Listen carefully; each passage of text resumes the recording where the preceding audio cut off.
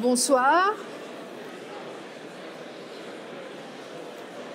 Bonsoir à tous et à toutes. Je vous en prie, installez-vous. Bonsoir, nous sommes plus de 500 ce soir et nous en sommes vraiment ravis. C'est un vrai plaisir d'accueillir chacun et chacune d'entre vous et de partager ce moment en votre compagnie. Cet événement marque le lancement par l'UMONS et sa faculté polytechnique de la chaire ingénieur Objectif Transition, et ce grâce au soutien et au support financier de l'association des ingénieurs diplômés de la faculté polytechnique, l'AIMS Polytech Mons Alumni. Et je vous propose de regarder ceci.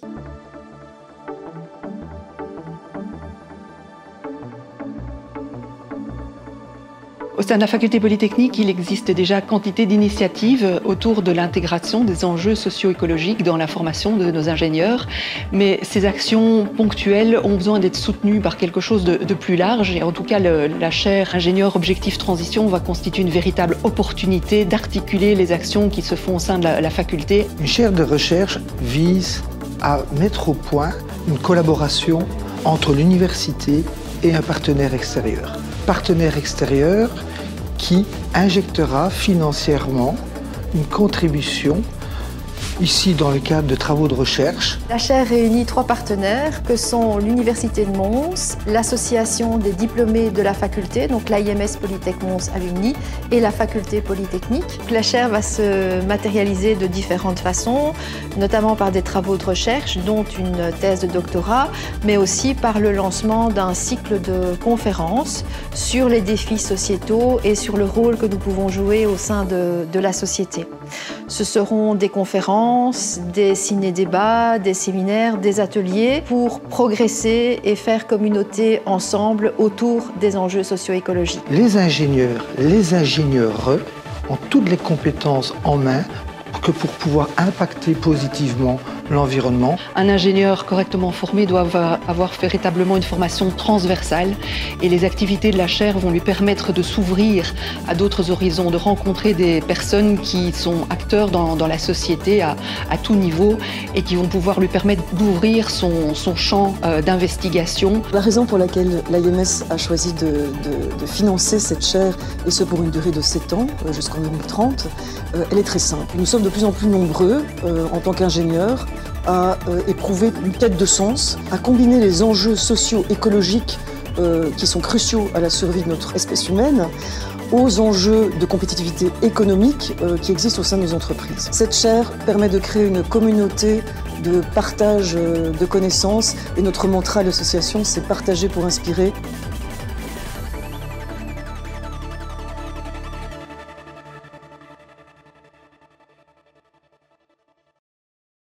Merci à l'UMONS, merci à l'AIMS, merci à la Polytech.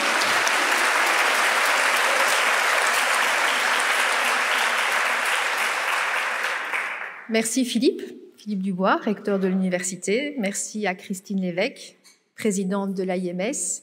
Merci à Véronique Feldheim, doyenne de la faculté polytechnique, de votre soutien pour la création de cette chaire. Grâce à vous, aujourd'hui, nous pouvons lancer cette belle dynamique au bénéfice de tous. Je profite de ces merci pour en adresser un tout particulier à ceux qui ont fait que cette première soirée voit le jour. Ils sont bien présents, ils sont là. Merci à vous. Le rendez-vous de ce soir est le premier d'une longue série d'événements jusqu'en 2030. Vous pourrez retrouver au fil du temps toutes les informations pratiques sur ces rencontres à venir, sur notre site web, ainsi que sur les pages Facebook et LinkedIn. Donc n'hésitez pas à consulter notre site et à nous suivre sur les réseaux pour être informés. Je vous annonce déjà que le prochain événement est prévu le 4 février. Nous aurons le plaisir d'accueillir Éric Lambin, qui est géographe, et Paul van der Straten, qui est déjà près de nous aujourd'hui, merci à lui, pour parler des limites planétaires et de l'outil Donut, qui est un outil de diagnostic et de questionnement permettant l'engagement des organisations et des territoires face aux enjeux. Et ils pourront tous deux échanger avec nous et répondre à nos questions. Mais revenons à aujourd'hui. Alors, vous avez normalement devant vous tous un post-it. Alors, cela a sans doute éveillé votre curiosité. À quoi sert-il? Comment l'utiliser? Voyez-le simplement comme un support de communication, de partage. Ce post-it, nous vous proposons de l'annoter, d'où la demande du BIC dans le mail que vous avez reçu, et de le déposer tout à l'heure sur l'un des 3 murs de partage qui sont disponibles dans les couloirs. Ainsi, nous aurons, nous, en tant qu'organisateurs, la possibilité de nous imprégner de vos retours et ce sera aussi l'occasion, pour ceux qui le désirent, d'aller à la découverte de ces fameux post-it. N'hésitez donc pas à vous exprimer, un mot, une idée, une question, une réflexion, le partage d'un dessin, le partage d'une émotion qui émerge en écoutant nos intervenants. Allez-y, n'hésitez pas. Alors venons-en à nos invités qui vont se succéder durant cette soirée. François Gemène, Youssi et Arnaud Ruyssen. Déjà un grand merci à vous 4 d'être présents ce soir et d'avoir répondu à l'invitation. Pour cette soirée inaugurale, il a été décidé de ne pas prévoir de temps de questions-réponses, de façon à vous donner un maximum de temps de parole, sans pour autant exploser le timing de la soirée. Alors, je vous propose de les présenter très brièvement. François Gemène est politologue et il est co-auteur du 6e rapport du GIEC, spécialisé dans les questions de migration environnementale et climatique et dans les politiques d'adaptation au dérèglement climatique.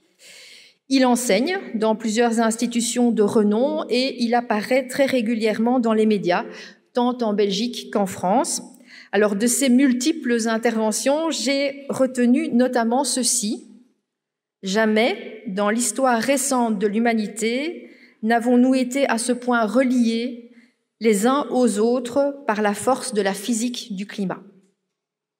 Ce soir, il soulèvera cette question, pourquoi le dérèglement climatique n'est pas qu'un problème d'environnement. Youssi, notre deuxième intervenant, est en fait un duo d'artistes, un duo pétillant qui est formé par Nati Huard et Aurélie Delbecq. Elles aiment qualifier leur style de chanson française authentique et ce sont des autrices, compositrices, interprètes qui s'amusent avec des textes peut-être légers, sûrement poétiques, mais surtout en rien espiègles. 2 voix qui portent finalement un regard ironique sur l'être humain et toujours avec beaucoup d'humour et beaucoup de tendresse. Leur art, leur univers apportent, à n'en pas douter, de la poésie indispensable dans notre société et elle en a vraiment très besoin. Alors ce soir, elles nous interpréteront 2 morceaux, une adaptation d'un titre bien connu, vous allez le reconnaître sans nul doute, et une composition originale. Et puis Arnaud Ruyssen, alors vous connaissez très certainement sa voix. Il est journaliste à la RTBF et il propose sur la première des émissions telles que Le Tournant ou Les Clés, que vous pouvez d'ailleurs retrouver sur Ovio en podcast. Pour le présenter, j'ai repris simplement les paroles de Thomas Gadisseux, un autre journaliste, qui dit de lui « Arnaud enchaîne les projets, toujours avec justesse et pédagogie. C'est brillamment écrit, clair et concret, juste assez long pour comprendre et assez bref pour l'écouter quotidiennement. Le must-hear de la rentrée. » Et je confirme pleinement. Nourri par ces rencontres de terrain, Arnaud nous apportera ce soir son éclairage sur les questions qui animent la société d'aujourd'hui et les dynamiques qu'elles suscitent. La soirée s'annonce donc très belle et déjà encore merci à vous d'être parmi nous. La chaire ingénieur objectif transition dont le lancement a lieu ce soir est une véritable aventure collective. Elle a commencé dans les couloirs de la FPMS, la faculté polytechnique, il y a quelques mois déjà. Et avant de céder la place à nos intervenants, permettez-moi pour quelques instants de prêter ma voix à ce projet.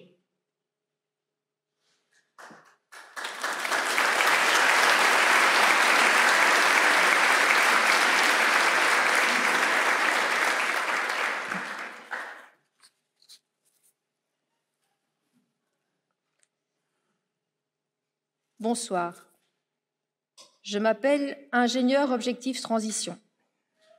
Je suis une chaire de recherche, au service des acteurs de la société en général et des ingénieurs en particulier. Je vous suis dévoilée publiquement aujourd'hui, mais mon histoire commence il y a plus d'1 an déjà.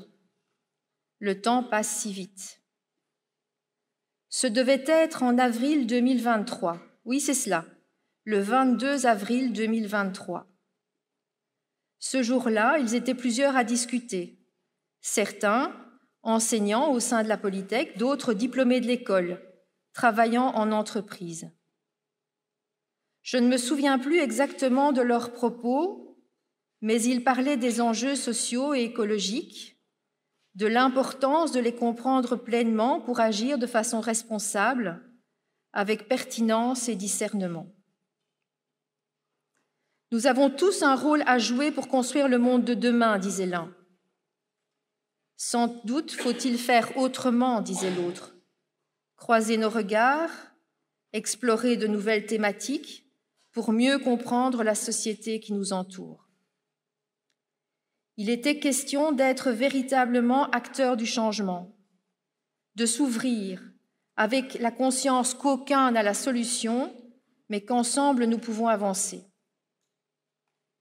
À nous de rendre cela possible, ont-ils conclu. Et si nous créions une chaire sur les enjeux, un cadre où, en faisant communauté, en toute bienveillance, nous pourrions progresser.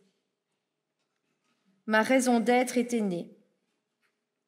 Un peu plus tard, ils l'ont écrite à la craie sur un tableau vert, faire communauté pour progresser ensemble dans la pleine compréhension des enjeux et leur intégration dans les formations et les métiers de l'ingénieur. Est alors venu le temps de la gestation. Pour me donner corps, ils ont réfléchi, échangé, toujours dans le dialogue et l'ouverture. Ils ont passé des soirées à me modeler, alignés sur ma raison d'être. Certains parmi eux, profs en Polytech, avaient déjà pu vivre l'expérience de cheminer ensemble. Avec les étudiants de fin de cursus, ils avaient lancé un cours « Responsabilité sociétale de l'ingénieur », un cours pas comme les autres, où étudiants et enseignants discutent, échangent, s'imprègnent des défis d'aujourd'hui pour agir au mieux demain. Tous, emprunts de leur expérience en entreprise ou au sein d'autres organisations telles que la faculté et l'université, étaient conscients que les réalités environnementales et sociales bousculaient, transformaient les métiers et les compétences à acquérir. Ils n'étaient pas tous au même niveau d'engagement, ne prônaient pas tous le même type d'action, mais ils étaient dans l'écoute l'un de l'autre. Ainsi, une vingtaine de personnes m'ont co-construite, convaincue que cette étape devait être une démarche, un travail collectif, à l'instar de ma philosophie. Pour me faire vivre, la thèse et les travaux de recherche de François, qui m'alimentent, me nourrissent de l'intérieur, mais aussi les éclairages d'experts de tous horizons, qui en mon sein vous partageront leur point de vue et leurs connaissances. Des témoignages de professionnels qui expérimentent la transition et partagent leur cheminement, des conférences, événements, ciné-débats, activités, ouverts à tous, parce que les questions fondamentales sont identiques pour chacun d'entre nous et que l'ouverture et la diversité sont source de richesse. Aujourd'hui, pour ma naissance, ils m'ont chuchoté leur plaisir de vous accueillir, la joie d'être accompagnés par François et Arnaud, de se laisser toucher par la musique de Youssi. Ils m'ont murmuré l'importance de la bienveillance et de l'écoute. Ils m'ont annoncé que tout cela ne faisait que commencer. Aujourd'hui, je nais pour vous, je serai ce que vous ferez de moi. Signé La Chaire.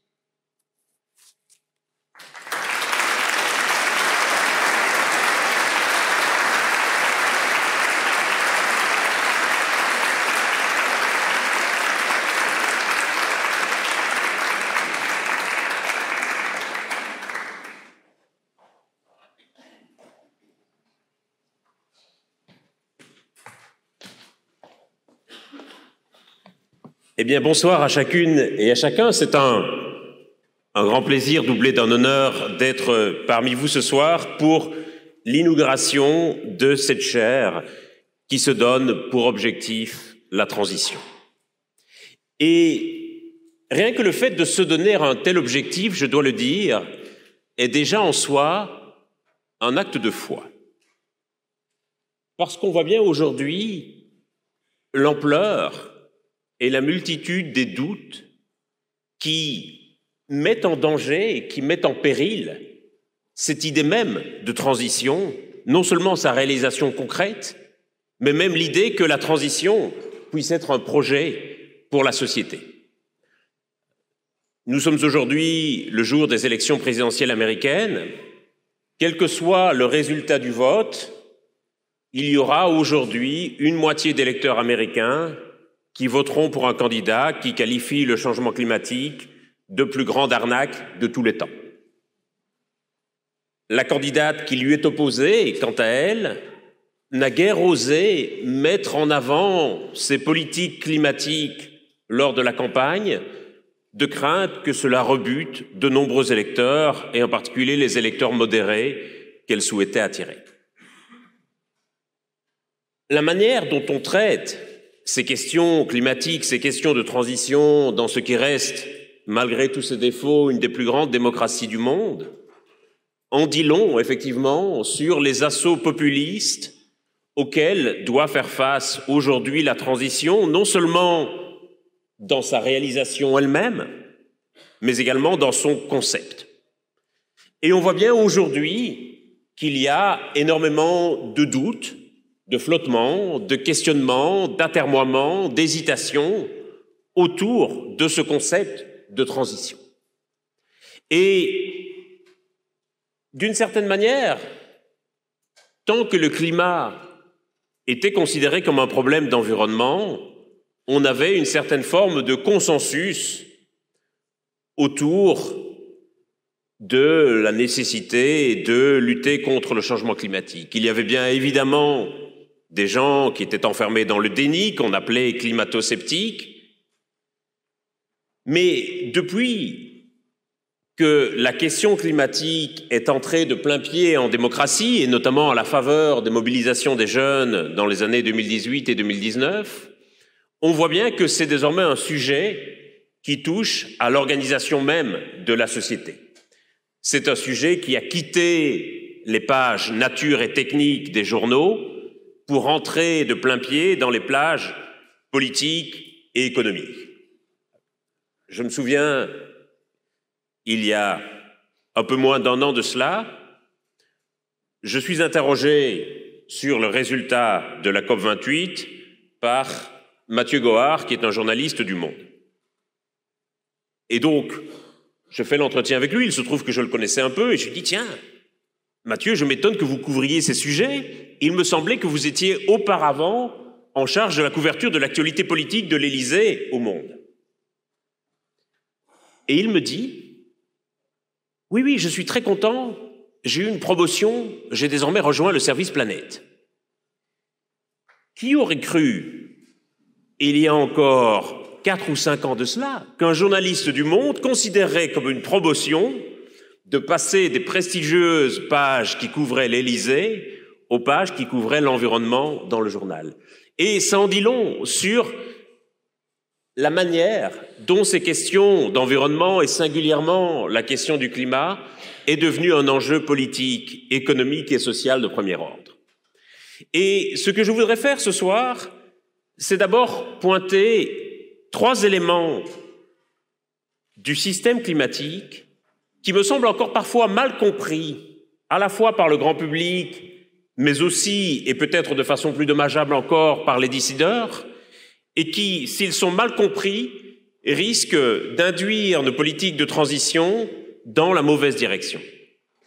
Et puis, dans un deuxième temps, je voudrais explorer avec vous 3 leviers essentiels de la transition et le rôle particulier que les ingénieurs et les ingénieurs peuvent jouer pour activer ces leviers et pour mettre en œuvre concrètement la transition et pour essayer de vous convaincre que la réussite de la transition, elle va quand même dépendre largement de l'engagement, de l'implication et des réalisations des ingénieurs et des ingénieurs. Mais tout d'abord, 3 malentendus concernant le système climatique que je voudrais dissiper. Le premier, c'est que nous ne faisons pas face à une crise. Je sais que c'est un terme qui est répété à l'envi dans les discours médiatiques, politiques et militants, où on parle volontiers de crise climatique pour traduire l'urgence à agir, la gravité du problème. Mais pour autant, je pense que c'est un terme qui nous induit en erreur parce qu'il nous donne à penser, au fond, que nous traverserions une période certes difficile, mais néanmoins temporaire. Or, la grande difficulté du changement climatique, c'est que nous allons devoir gouverner ce problème pendant toute la durée du siècle au moins. Nous n'allons pas nous en débarrasser d'un claquement de doigts, et ça a des implications très profondes quant à la manière dont nous allons devoir gérer ce problème. Vous vous souviendrez peut-être qu'au début de la crise du Covid, il y avait, dans la presse ou sur les réseaux sociaux, on voyait fleurir un certain nombre de tribunes ou de posts interminables qui, au fond, s'alarmaient, s'étonnaient ou s'émouvaient du fait que, à l'évidence, face au Covid, nous étions capables de prendre des mesures absolument drastiques, radicales et extrêmement contraignantes, alors qu'à l'inverse, nous ne semblions pas prêts à prendre le même type de mesures face au changement climatique. Généralement, ces posts et ces tribunes étaient accompagnés d'un petit dessin qui représentait un petit village au bord de la mer avec une grande vague qui figurait le Covid et ensuite une vague plus grande qui figurait le changement climatique, une vague encore plus grande qui figurait l'effondrement de la biodiversité. Et souvent, la conclusion à laquelle arrivaient ces posts et ces tribunes, en réponse à la question de savoir pourquoi nous étions prêts face au Covid à prendre des mesures qu'on n'était pas prêts à prendre face au changement climatique, c'était souvent de dire que c'est parce qu'on ne prenait pas le changement climatique suffisamment au sérieux et que si nous réalisions la gravité et l'urgence du problème, alors sans doute serions-nous prêts à prendre le même type de mesures. Je crains hélas que c'était là une réponse par trop simpliste et que ce qui a fait que nous étions à l'évidence prêts à prendre face au Covid des mesures que nous n'aurions pas accepté de prendre face au changement climatique, c'est simplement parce que nous étions face à 2 problèmes de nature fondamentalement différente. Si nous avons accepté bon gré mal gré les mesures de lutte contre le Covid, aussi contraignantes que ces mesures aient pu être, c'est évidemment parce que nous savions qu'il s'agissait de mesures temporaires et que l'application de ces mesures temporaires était la condition d'un retour à la normale. Si on avait dit aux gens qu'ils allaient rester confinés chez eux pendant 25 ans et que 25 ans plus tard, quand ils seraient enfin autorisés à sortir, le Covid serait encore là, j'aurais pas aimé être à la place du ministre qui aurait dû faire cette annonce en conférence de presse. Et on a d'ailleurs bien vu que plus la crise s'étalait dans le temps, moins les mesures contraignantes de lutte contre le Covid étaient acceptées par la population. Or, l'enjeu de la lutte contre le changement climatique, cela va précisément être d'engager des mesures qui soient transformatrices pour la société. Nous devons absolument intégrer le fait que de notre vivant, en tout cas si vous êtes né au XXe siècle, comme c'est mon cas, nous ne verrons pas les températures baisser. Si vous avez eu la chance de naître au XXIe siècle, vous pouvez raisonnablement escompter qu'au moment où vous prendrez votre retraite, vers 85 ans, à ce moment-là, vous pourrez assister à un léger déclin des températures et vous pourrez mourir soulagé de savoir que le problème est réglé. Mais pour nous qui sommes nés au XXe siècle, ce ne sera hélas pas le cas.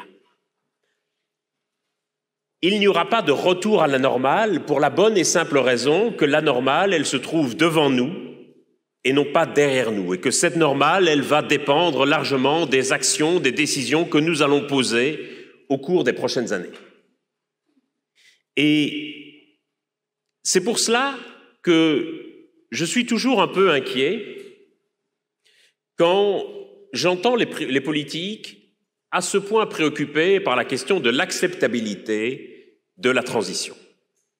Et souvent, la préoccupation première de l'élu ou de l'élue, ça va être de se dire comment faire accepter à la population les mesures de transition alors que la population les voit comme des mesures contraignantes. Et je leur dis toujours que si l'objectif qu'on se donne, c'est un objectif d'acceptabilité, on ne va pas aller très loin. On va faire quelques ajustements à la marge, qu'on acceptera du bout des lèvres à reculons et dont on cherchera à se débarrasser à la première occasion venue. L'enjeu, je crois, ce n'est pas de rendre la transition acceptable, c'est de la rendre désirable. La meilleure garantie que nous ayons de pouvoir tenir dans la durée les politiques et les mesures de transition, c'est que nous les choisissions ensemble, que nous les décidions ensemble, parce que cette transition nous apparaîtra comme le choix dans lequel nous voulons nous engager. Et à mon avis, c'est un enjeu fondamental, parce que le changement climatique n'est pas une crise, c'est une transformation profonde et durable des conditions de vie sur Terre, qui va donc appeler en réponse des transformations profondes et durables de la manière dont nous allons organiser l'économie et partant la société. C'est le premier point. Le deuxième malentendu concerne le fait que nous ne sommes pas face à un problème binaire, mais face à un problème graduel.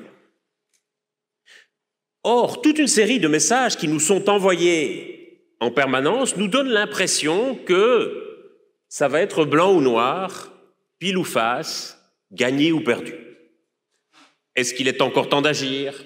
Est-ce qu'il est déjà trop tard? Est-ce que la COP29 est la COP de la dernière chance? La COP29 peut-elle encore sauver le climat? Vous allez voir fleurir ces titres dans les journaux dans les prochains jours. Et le problème, si vous pensez que le changement climatique est un problème binaire, c'est d'abord que vous allez être à côté de la plaque d'un point de vue scientifique, mais surtout que vous allez avoir tendance à vous décourager. Vous allez avoir tendance à minorer l'impact de chacune de vos actions et décisions face à l'énormité du problème. Vous allez vous dire, à quoi sert-il que la Belgique agisse alors que la Belgique ne représente que X% des émissions mondiales de gaz à effet de serre, alors que la Chine fait ceci ou que l'Inde fait cela? Et souvent d'ailleurs en n'ayant absolument aucune idée de ce que font la Chine ou l'Inde. Vous allez vous dire, à quoi sert-il que nous lancions cette chaire ici à l'UMONS si l'ULiège ou l'UCL ne font pas pareil? Ils font des trucs intéressants aussi à Liège et à Louvain. Vous allez vous dire, à quoi sert-il que moi j'agisse à mon niveau si mon voisin vient d'acheter un SUV ou si ma belle-sœur mange des côtes de bœuf au barbecue tous les midis? Vous allez vous dire, mon action à mon niveau ne pèse pas très lourd face à l'énormité du problème. C'est tout le contraire. Parce que nous sommes face à un problème graduel, où chaque dixième de degré d'élévation de la température va faire une énorme différence. Ce qui veut dire que chaque tonne de gaz à effet de serre qui est envoyée ou non dans l'atmosphère va également faire une énorme différence, ce qui veut dire que chaque action que nous allons poser, chaque décision que nous allons prendre, chaque innovation que nous allons lancer, chaque transformation que nous allons initier, tout ça va avoir une énorme importance, et une importance souvent bien plus grande que celle qu'on imagine au départ, parce que, bien entendu, nous mesurons ces hausses de température par rapport à une moyenne annuelle mondiale, et que chaque dixième de degré de variation de cette moyenne annuelle mondiale va produire des impacts en cascade et de façon exponentielle. C'était le deuxième malentendu. Le troisième est plus retors. Nous sommes face à un problème de stock et non face à un problème de flux. Vous le savez, ce qui cause l'élévation des températures, c'est l'accumulation des gaz à effet de serre dans l'atmosphère.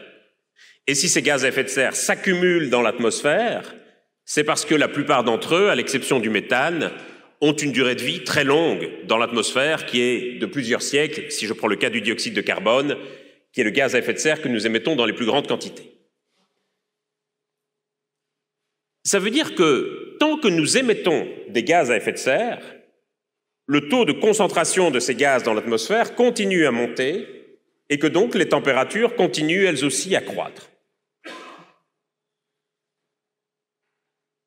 Ça veut dire que même si nous réduisons nos émissions, les températures vont continuer à monter. C'est littéralement, comme si vous faisiez couler un bain dans une baignoire. Tant qu'il y a de l'eau qui sort du robinet, même si vous ralentissez le débit du robinet, ça suffit à faire monter le niveau du bain. Même si ce ne sont plus que quelques gouttes qui sortent du robinet, ça suffit à faire augmenter continuellement le niveau du bain. Et vous savez bien que même si vous coupez complètement l'arrivée d'eau, il faudra encore quelques heures, sinon quelques jours, pour que l'eau ne commence à s'évaporer et que le niveau du bain ne commence à descendre. C'est exactement pareil pour l'accumulation des gaz à effet de serre dans l'atmosphère. Le moment où nous arrêterons l'arrivée d'eau, c'est le moment où nous atteindrons la neutralité carbone au niveau mondial. C'est-à-dire le moment où nous retrouverons un point d'équilibre entre les quantités de gaz à effet de serre que nous envoyons dans l'atmosphère et celles que la Terre est capable d'absorber. À la COP28 à Dubaï l'an dernier, nous nous sommes mis d'accord collectivement à 197 pays pour atteindre cette neutralité carbone au niveau mondial au plus tard en 2050. Et c'est un engagement majeur, quasiment inespéré, que 197 pays, dans des contextes politiques et économiques très différents, dont certains sont en guerre les uns avec les autres, parviennent à se mettre d'accord sur cet horizon commun, sur un horizon de décarbonation de l'économie mondiale, sur un horizon de sortie des énergies fossiles d'ici 2050. C'est fondamental. Mais 2050, c'est dans 26 ans. Ça veut dire que pendant les 26 prochaines années, et l'espace d'une génération, nous allons de plus en plus décarboner nos économies, nous allons réduire de plus en plus nos émissions de gaz à effet de serre, mais pour autant, les températures, elles, vont continuer à grimper. Ce n'est que lorsque nous atteindrons la neutralité carbone que nous stabiliserons les températures. Et donc, si nous baissons nos émissions, mais que les températures continuent à monter, vous voyez venir le problème. Ça veut dire que de plus en plus de gens, et on commence déjà à les entendre aujourd'hui, vont se dire « À quoi bon ? Pourquoi fait-on ça ? Nous baissons nos émissions et pourtant la situation sur le front climatique continue à s'aggraver. Nous battons record de température après record de température et les impacts ne cessent de s'aggraver. Et nous aurons beau, chercheurs, arriver avec des tableurs Excel, des courbes et des graphes pour dire que la situation s'améliore, que nous approchons du point de neutralité carbone, tant que les températures ne baissent pas, ça va être compliqué. D'autant plus que vous aurez évidemment des légions de tocards sur les réseaux sociaux qui vont prétendre que si nous baissons nos émissions et que les températures augmentent, c'est donc que forcément, pour faire baisser les températures, il faut augmenter nos émissions. Vous riez, mais soyez certains que cette situation arrive. Si vous voulez, imaginez que, comme moi, vous cherchiez à perdre un peu de poids. Et un rapide coup d'œil dans l'auditoire me confirme que je suis le seul dans cette situation. Donc faites un effort d'imagination. Imaginez que vous couriez 10 km tous les matins, que vous vous priviez de dessert à chaque repas, que vous ne touchiez plus à une seule goutte d'alcool. Je ne fais évidemment rien de tout ça. Imaginez que malgré ce régime drastique, chaque soir, lorsque vous montez sur la balance, vous avez encore pris un peu de poids. Je ne connais personne qui tient plus d'une semaine à ce régime. Et pourtant, c'est le régime climatique dans lequel nous allons être pour les 26 prochaines années. Et c'est là, je crois, où nous faisons souvent une erreur de communication fondamentale qui consiste à insister sans cesse sur les risques qui sont associés à l'inaction, mais jamais aux bénéfices qui sont associés à l'action. Or, la grande difficulté du changement climatique, c'est qu'il n'y a évidemment aucune corrélation entre votre niveau d'émissions personnelles et les impacts du changement climatique auxquels vous serez personnellement confrontés. Il y a non seulement ce décalage dans le temps dont je viens de parler, mais il y a aussi évidemment un énorme décalage dans l'espace. Le climat se contrefiche que les émissions proviennent de Mons, de Schaerbeek, de Valparaiso ou de Sydney.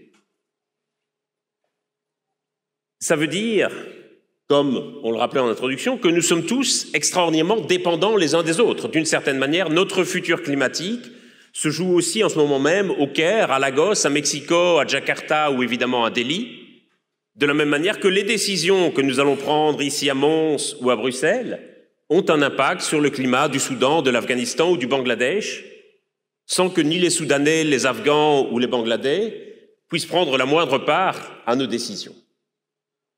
Et donc ce décalage dans le temps et dans l'espace, je pense, fait que très souvent, nous voudrions agir pour le climat, mais nous avons parfois aussi un peu peur d'agir, ce faisant, contre nos intérêts. On se dit, si nous voulons agir, nous allons devoir renoncer à toute une série de choses auxquelles nous tenons pour des bénéfices que saisiront les générations futures ou des populations lointaines. Et je crois que c'est ici qu'on met le doigt sur un des nœuds de la transition en ce moment. Comme tous les Belges francophones, j'imagine que vous suivez avec passion la politique française. Et quelque temps après la dernière élection présidentielle, avec ma femme et nos enfants, on est allé passer quelques jours de vacances en Normandie. Sur la plage, nos enfants avaient joué avec les enfants d'un autre couple. Nous avions commencé à discuter avec cet autre couple. Puis nous avions sympathisé avec ce couple. Une chose en amenant une autre, nous avions réalisé qu'on logeait dans le même hôtel. C'était la plage en face de l'hôtel. Et puis, de fil en aiguille, nous avions pris l'apéritif avec ce couple. Puis nous avions dîné avec ce couple. On s'était heureusement arrêté là. Mais au cours du dîner, comme nous étions en France, nous avons évidemment discuté de politique. Et ce couple de nous révéler tout de go quel avait été son vote lors de la dernière élection présidentielle. Ils avaient voté pour Yannick Jadot, le candidat écologiste, et pour Emmanuel Macron. Mais pas du tout parce que l'homme et la femme étaient d'opinions politiques différentes. Au contraire, ils étaient parfaitement raccords politiquement, mais simplement, ils avaient décidé de faire un vote stratégique. Ils s'étaient dit qu'en tant que couple, ils avaient droit à 2 voix, et donc ils avaient décidé de panacher. Alors là, j'avoue que je ne m'y attendais pas tout à fait. Je leur ai dit quand même. C'est un peu curieux, parce que j'imagine volontiers qu'on puisse hésiter entre 2 candidats de gauche ou entre 2 candidats de droite. Mais comment dire ? Jadot et Macron, c'est quand même pas tout à fait le même programme pour l'élection présidentielle. Et leur réponse, je crois, met exactement le doigt sur la difficulté actuelle de la transition. Ils nous avaient répondu ceci. Ils avaient dit, oui, on comprend que notre choix puisse surprendre et nous-mêmes avons beaucoup hésité et nous-mêmes étions profondément tiraillés au moment du vote, parce que d'un côté, nous avons des enfants, qu'on est très inquiets de la terre qu'on va leur laisser, très préoccupés par le changement climatique, l'érosion de la biodiversité, etc.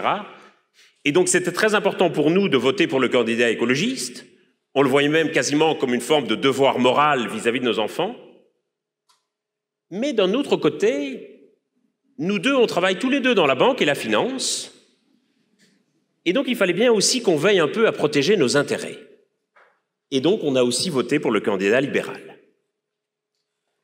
Et je crois que la solution un peu baroque qu'ils avaient trouvée à leur dilemme électoral traduit bien la difficulté dans laquelle nous sommes aujourd'hui en tant que société. C'est-à-dire que nous souhaiterions bien entendu que la transition puisse se faire, mais nous avons peur, avec cette transition, de devoir abandonner certaines des choses auxquelles nous tenons. Et de plus en plus, cette transition nous apparaît comme une contrainte, comme un boulet que nous devrions nous attacher aux pieds. Et c'est là, chers et chers ingénieurs, que vous allez jouer un rôle crucial. Parce que vous allez, je crois, pouvoir incarner concrètement cette transition. Avec 3 leviers qui me paraissent importants. Le premier, c'est la question de la trajectoire. Aujourd'hui, la plupart de nos objectifs en matière de transition sont fixés sur des horizons de moyen ou de long terme. Neutralité carbone en 2050, plus de degrés maximum en 2100, etc.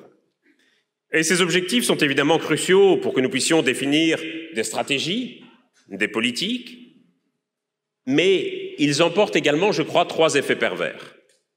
Le premier, c'est celui d'une forme de dilution de responsabilité. Quand une entreprise s'engage pour la neutralité carbone en 2050, ses dirigeants ne dirigeront plus l'entreprise en 2050. La plupart des collaborateurs qui ont assisté à cet engagement ne seront plus dans l'entreprise en 2050. Il n'est même pas garanti que l'entreprise existera encore en 2050. De la même manière, les chefs d'État qui, au moment de l'accord de Paris en 2015, s'engagent sur une hausse maximale de température d'ici 2100, savent évidemment très bien qu'ils seront tous morts en 2100 et qu'il n'y aura aucun député d'opposition en 2099 qui viendra les titiller sur l'atteinte de ces objectifs. C'est le premier problème, le premier effet pervers. Le deuxième effet pervers, c'est un effet de procrastination. Quand je donne un devoir à faire à mes étudiants, vous savez parfaitement que leur première et systématique réaction est toujours d'essayer de négocier avec moi la date de rendu la plus éloignée possible dans le futur. Et quand mes étudiants voient ma réticence, ils arrivent toujours avec un argument qu'ils espèrent naïvement convaincant, et ils me disent « Mais monsieur, comme ça on aura plus de temps pour travailler. »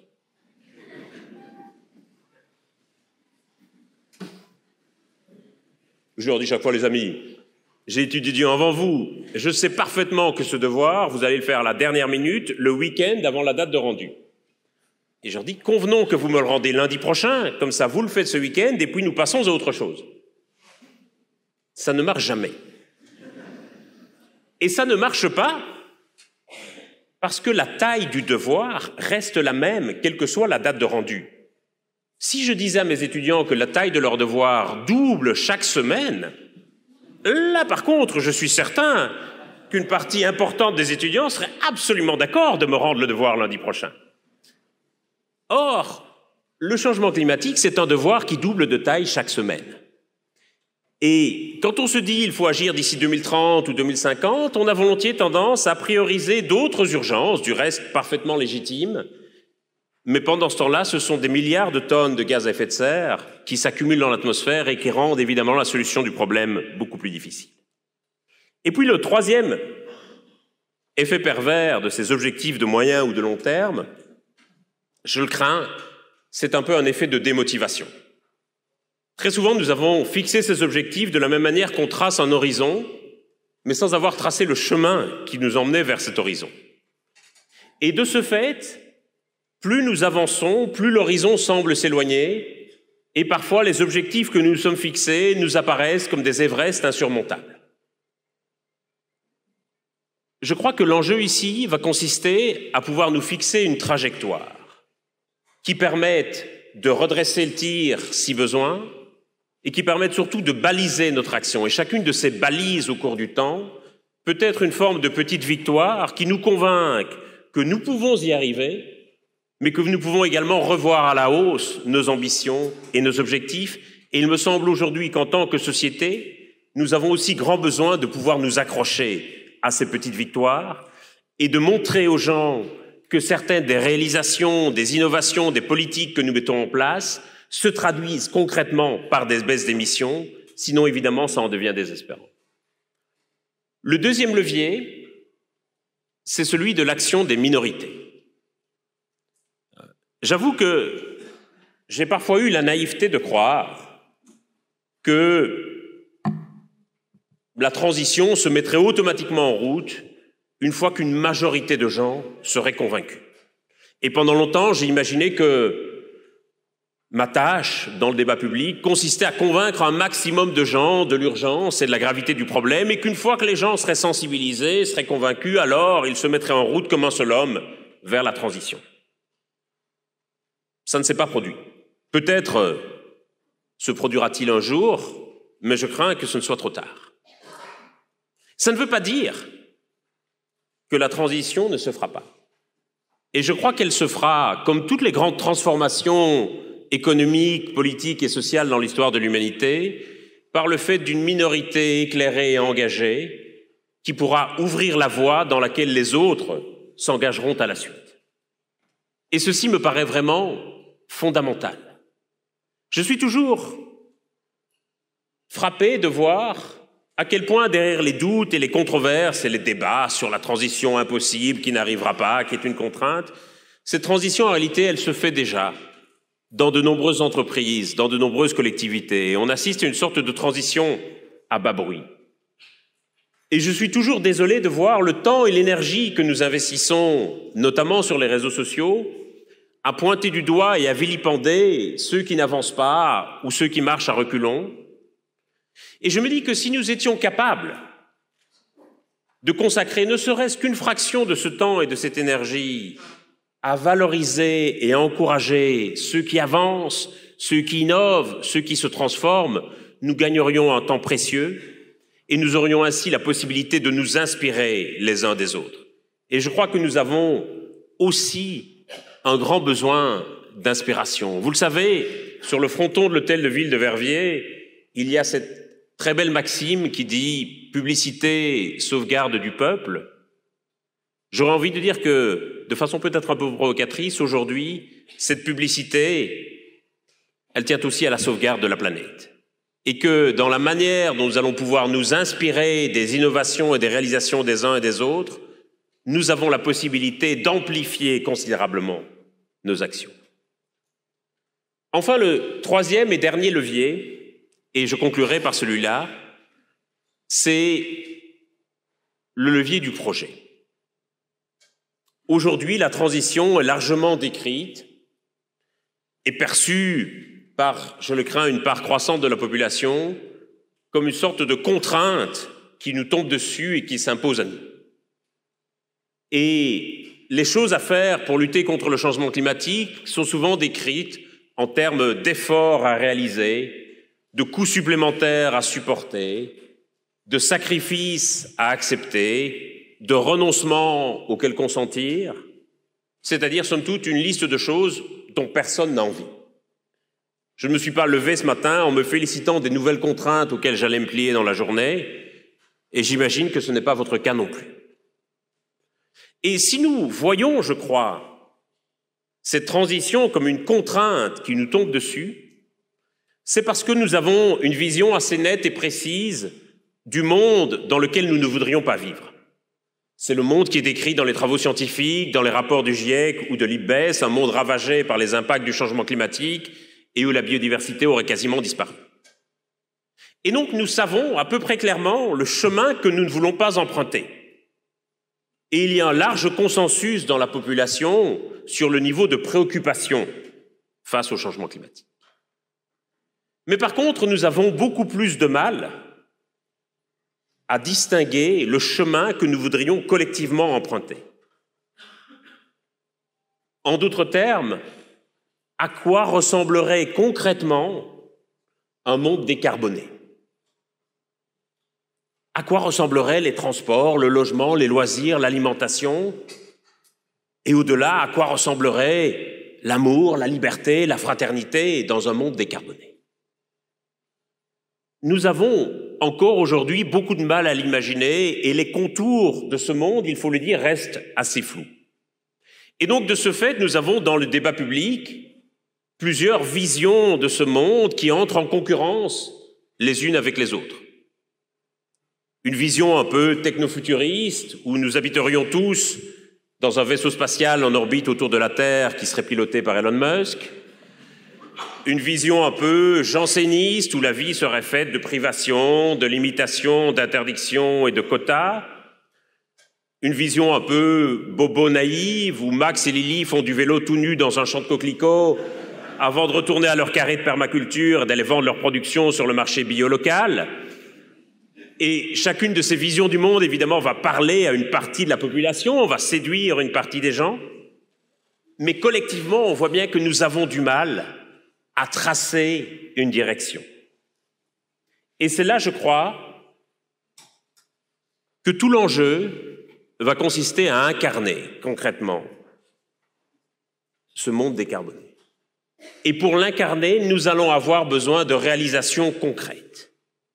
De réalisations qui montrent concrètement à quoi ressembleraient les transports, le logement ou l'alimentation dans ce monde décarboné et pourquoi nous y avons collectivement intérêt.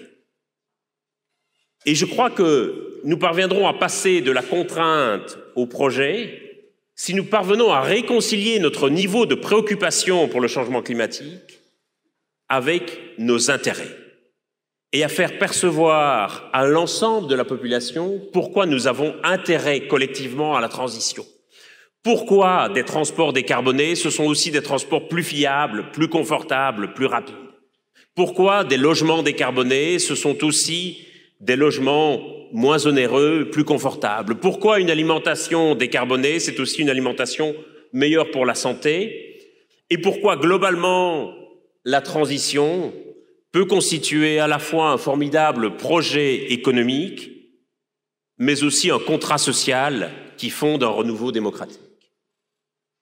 Et c'est là que se trouve évidemment ce défi. Mais il va falloir pour cela incarner concrètement la transition. J'habite à Paris et j'ai souvenir de l'ambiance qui régnait à Paris au début du mois de juillet, à l'approche des Jeux Olympiques. Et il me semble que les doutes et le flottement autour de la transition qu'on connaît actuellement me rappellent beaucoup l'état d'esprit des Parisiens à l'approche des Jeux Olympiques. Ces Jeux Olympiques allaient être un fiasco, ça n'allait jamais fonctionner, les transports n'allaient pas fonctionner, les touristes n'arrivaient pas, les hôteliers et les restaurateurs se plaignaient, il y avait des travaux partout, des embouteillages à n'en plus finir, on ne reconnaissait plus la ville, il y avait des grillages et des policiers partout, on avait l'impression d'être en prison chez soi et Hidalgo démission. Et une partie des Parisiens, ne voulant pas voir de leurs yeux ce fiasco annoncé, avaient commencé à fuir la ville, ne voulant pas assister eux-mêmes au désastre. Et puis la cérémonie d'ouverture a commencé. Et cette cérémonie n'avait pas commencé depuis 5 minutes, que tout le monde a bien compris que loin d'être l'échec annoncé, ces Jeux Olympiques allaient au contraire être un succès retentissant. Et les Parisiens qui avaient déserté la ville ont commencé à se mordre les doigts et à se dire qu'ils n'avaient pas pris là la décision la plus intelligente de leur vie. Je crois que nous sommes aujourd'hui exactement au même moment. C'est-à-dire qu'il va falloir concrètement faire débuter la cérémonie d'ouverture, et c'est là évidemment où les réalisations et les innovations que vous allez pouvoir apporter vont être absolument cruciales. Et c'est là, je crois, qu'on aurait tort de réduire les innovations et les transformations apportées par les ingénieurs à de simples questions techniques ou technologiques. Ce sont des transformations, des innovations qui peuvent avoir des conséquences sociales et politiques très importantes, qui peuvent aussi transformer notre manière de produire et de consommer, et nous aurions grand tort, je crois, d'opposer des solutions techniques ou technologiques à des changements de comportement ou à des politiques publiques. Parce que les unes peuvent entraîner et doivent entraîner les autres. Et je crois que le défi qui est le vôtre, c'est de faire en sorte que nous puissions collectivement passer de la contrainte au projet. Une contrainte va forcément nous amener à en faire le moins possible parce que nous n'aimons pas nous plier à la contrainte, et elle va surtout nous diviser parce que nous aurons toujours l'impression que cette contrainte est inéquitablement répartie. À l'inverse, un projet va nous amener à vouloir en faire le plus possible parce qu'il répondra à une aspiration profonde, et surtout, c'est quelque chose qui va pouvoir nous rassembler. Et je crois que c'est un rôle fondamental que les ingénieurs peuvent jouer dans la société, incarner concrètement cette transition, montrer à chacun l'intérêt que nous y avons et donc passer de la contrainte au projet. Merci beaucoup.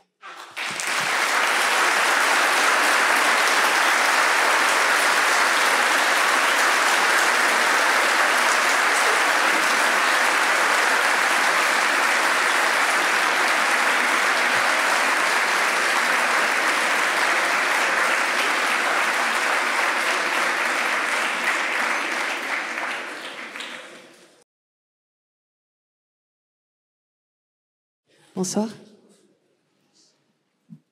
La chanson qui suit est une réinterprétation personnelle d'une chanson extrêmement connue qui parle, entre autres, de l'importance de se parler.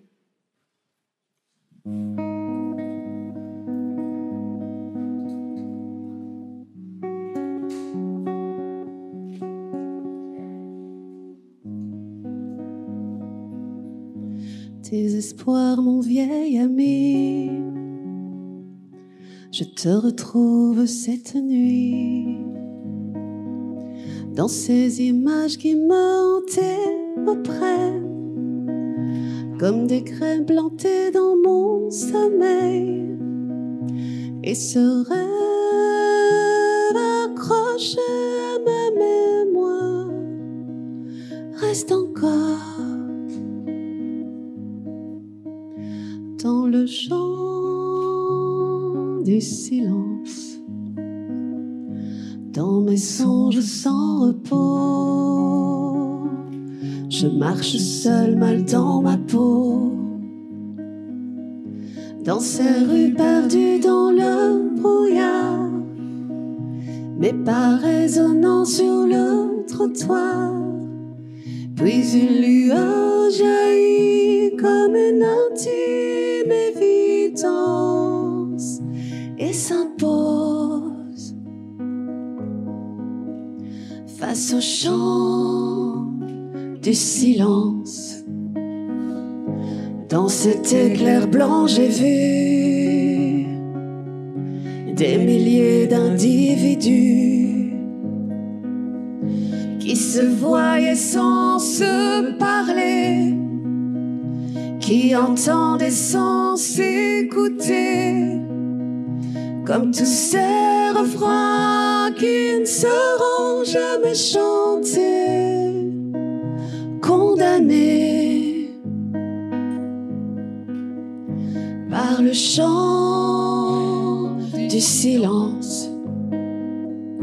Revenez à la raison, il se propage comme un poison.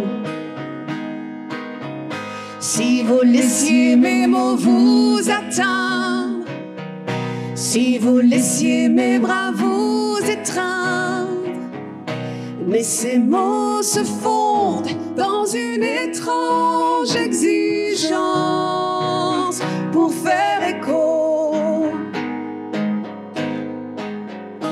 aux abîmes du silence. Tous ces gens prient à genoux pour ne pas devenir fous. Un Dieu qui promet la vérité à celui qui saura l'écouter. Mais ces cris sur les murs comme des espoirs indélébiles résonnent encore.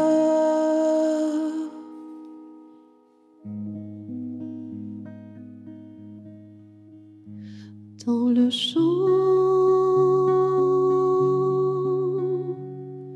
du silence.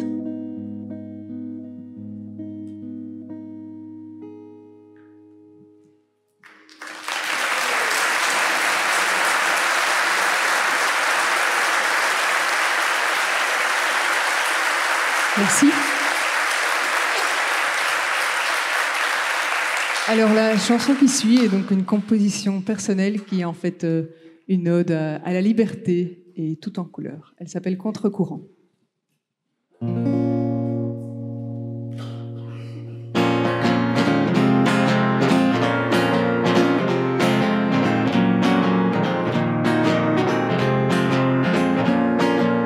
J'ai voulu faire demi-tour, mais comme je sais pas faire les choses à moitié, je me suis retrouvée au point de départ, bien obligée d'avancer. Je ne fais plus dans la demi-mesure, et je suis bien plus qu'en partie. C'est pas que je veux jouer les durs, c'est que j'en prends mon parti. Je ne veux pas d'une vie d'à peu près, avec des gens presque entiers. J'en peux plus des teintes nuancées, les aquarelles, ça me fait pitié. Hey!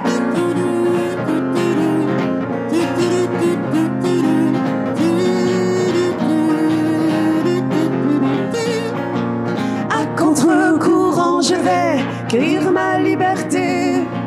À contre-courant, je vais, laisse-moi m'en aller. À contre-courant, je vais cueillir ma liberté. À contre-courant, je vais, laisse-moi t'emmener. Je veux des paillettes, je veux des strass, des couleurs bien tranchées, des souvenirs pleins les godasses et la folie de continuer. Si le chemin devient dégueulasse et me laisse de la boue aux pieds, je me rappellerai qu'en face, y a des fleurs plein le bas-côté. Hey!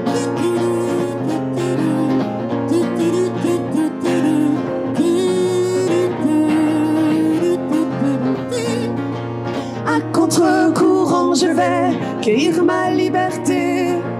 À contre-courant, je vais, laisse-moi m'en aller. À contre-courant, je vais cueillir ma liberté. À contre-courant, je vais, laisse-moi t'emmener. Faire du surplace à contre-courant, chercher sa place entre les mouvants, trouver la force d'aller de l'avant, tomber les cordes, c'était mieux dans le temps. À contre-courant, je vais cueillir ma liberté. À contre-courant, je vais, laisse-moi m'en aller. À contre-courant, je vais cueillir ma liberté. À contre-courant, je vais, laisse-moi t'emmener. Laisse-moi.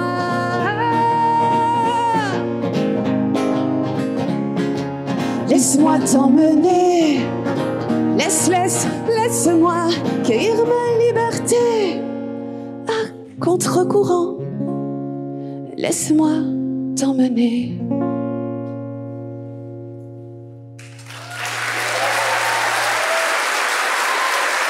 Merci.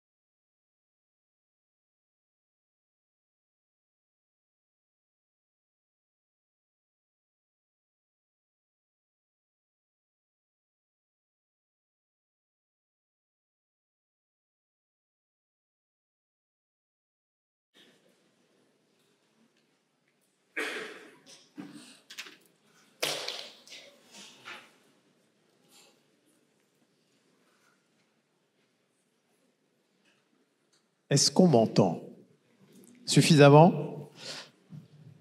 Parfait. Eh bien, merci de m'accueillir. Je suis très heureux, très honoré aussi qu'on m'ait proposé d'intervenir pour cette conférence. J'ai toujours bien aimé parler avec les ingénieurs. Mes deux parents sont ingénieurs, donc déjà, forcément, j'ai été un peu biberonné à des discussions sur ces questions-là. Il se fait que beaucoup de mes amis, beaucoup de personnes que j'ai côtoyées à l'université notamment, le sont aussi. Et du coup, ça m'a fait plaisir de pouvoir essayer de réfléchir à ce que j'allais pouvoir vous dire ce soir dans le cadre de cette chaire que vous avez donc décidé de lancer ici. Mais moi, par contre, je ne suis pas, comme François Gemène, un expert. Et je pense que mon métier, c'est surtout d'écouter et de faire parler les autres.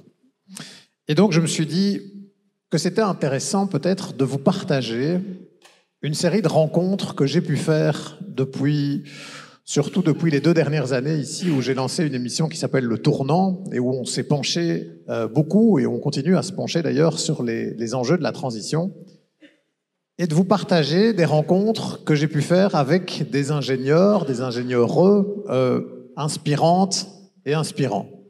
Parce que justement, comme François Gemène vient de nous faire un peu un état des lieux de l'ampleur du défi qui est devant nous, et qu'il terminait en disant « mais maintenant, place au projet, place à ce qu'on peut mettre en place de manière concrète pour avancer, pour construire ce monde de demain », ben je me suis dit que partir de quelques exemples concrets, ça aurait du sens.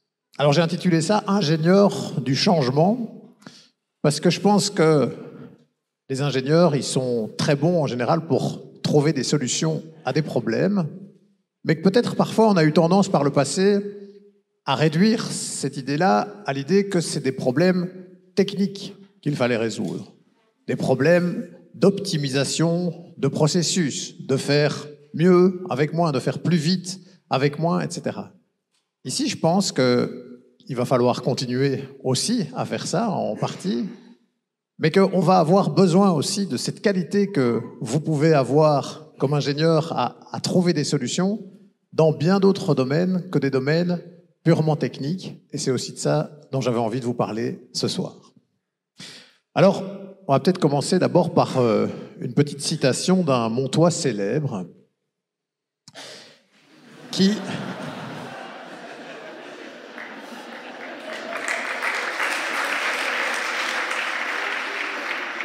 J'imagine que vous aviez vu passer, d'entre vous avez vu passer cette petite phrase de Georges-Louis Boucher après les dernières élections.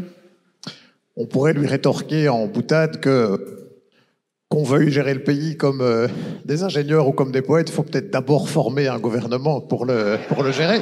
Mais ça, c'est un clin d'œil. Et on sait qu'au niveau wallon, les gouvernements ont été formés en un temps record et que là, il y a des choses qui se sont déjà mises en place. Bon, ce que moi, je trouvais intéressant, au-delà de la petite phrase de Georges-Louis Boucher, qui a un débat, c'est notamment ce que certains ont répondu à Georges-Louis Boucher. Et il y a toute une série d'ingénieurs, et je pense ici aussi, qui ont publié une carte blanche au départ de l'initiative. J'ai l'impression que ça part parfois un petit peu. Au départ de l'initiative de quelques-uns, et qui ont répondu ceci à Georges-Louis Boucher. Alors je ne vais pas tout vous lire, mais il y a quelques extraits que je trouve intéressants. Commence par dire, mais comme si on pouvait gérer la société comme on gère la conception d'un avion ou d'un pont.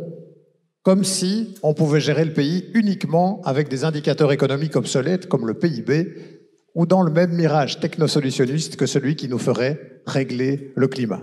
C'est tous des ingénieurs, hein, même des profs d'ingénieurs de différentes universités qui écrivent ça. À cet égard, il est aujourd'hui plus important que jamais, à l'instar du mouvement des ingénieurs qui doutent ou des ingénieurs en transition, de délester l'image de l'ingénieur du technocentrisme post-industriel qui nous a amenés à pléthore de problèmes économiques, écosystémiques, climatiques, de raréfaction des ressources, de pollution, de perte de biodiversité et de santé publique que nous connaissons. De nombreux ingénieurs sont aujourd'hui en quête d'une refonte du système de valeurs sur lesquels reposent leurs études et leurs métiers, afin de s'attacher davantage à la résolution des problèmes actuels.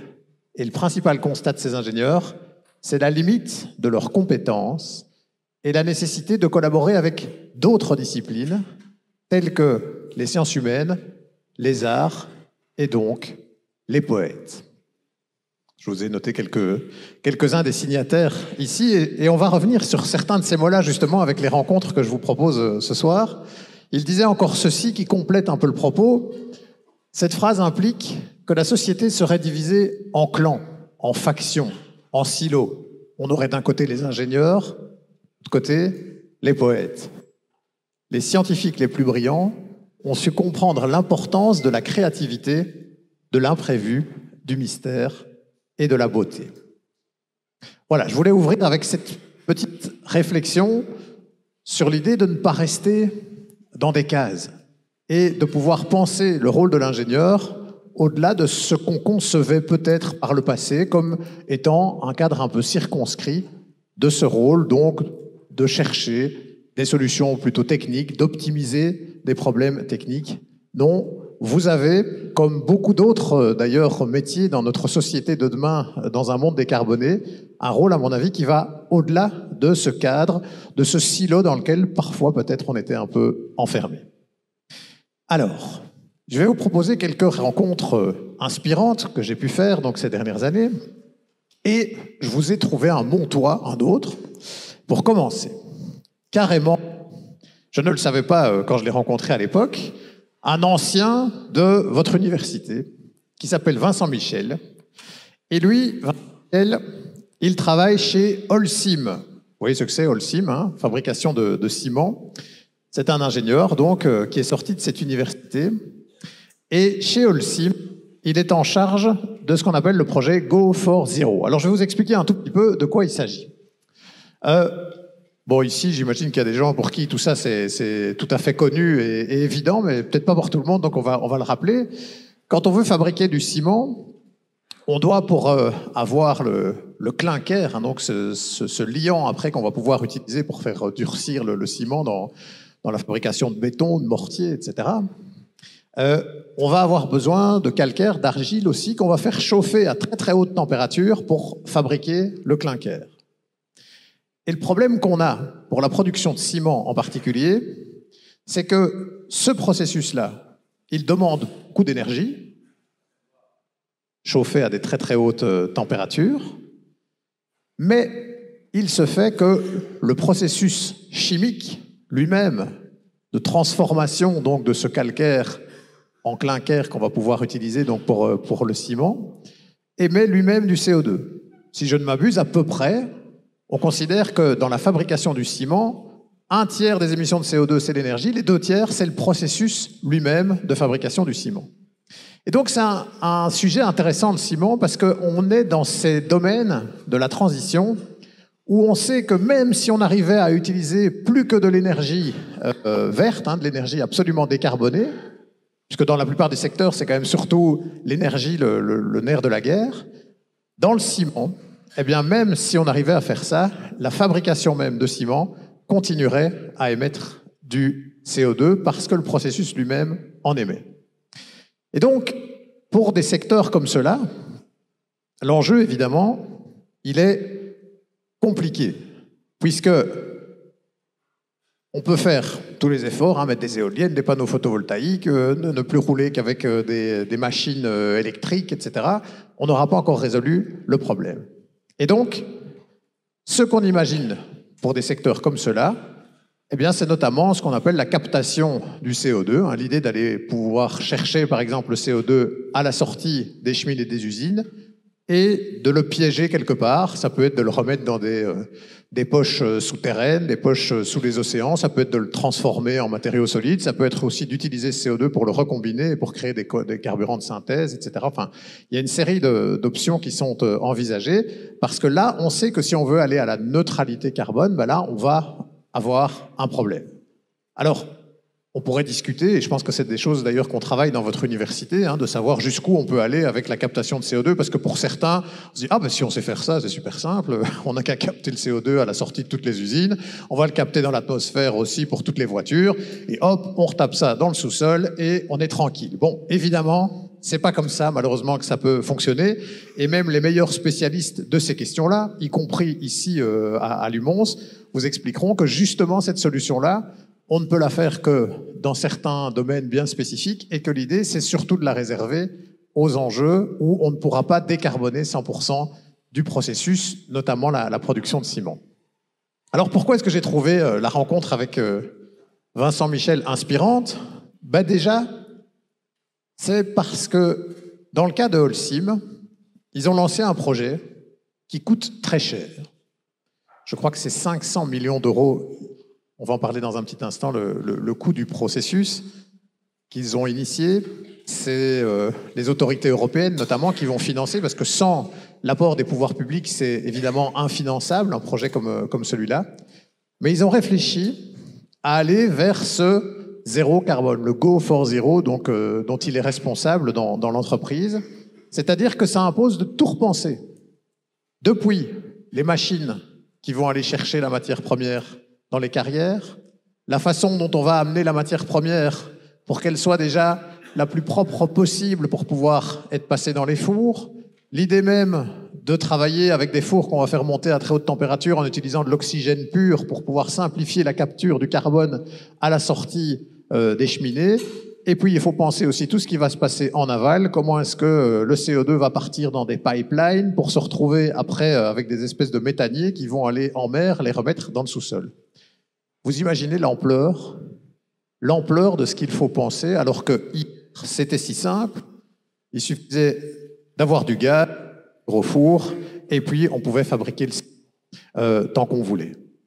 Et donc, ce que je trouve intéressant là-dedans, c'est que, parce que parfois aujourd'hui on a tendance, et notamment dans ces réflexions sur la transition, à se dire oui, la technologie n'est pas tout, bien sûr, et le mirage sans doute technosolutionniste, il faut s'en méfier, mais je trouve ça quand même toujours passionnant et intéressant de voir à quel point l'homme est capable d'inventer des solutions, y compris pour la décarbonation, de processus extrêmement complexes dont on se dit au départ que c'est impossible d'y arriver.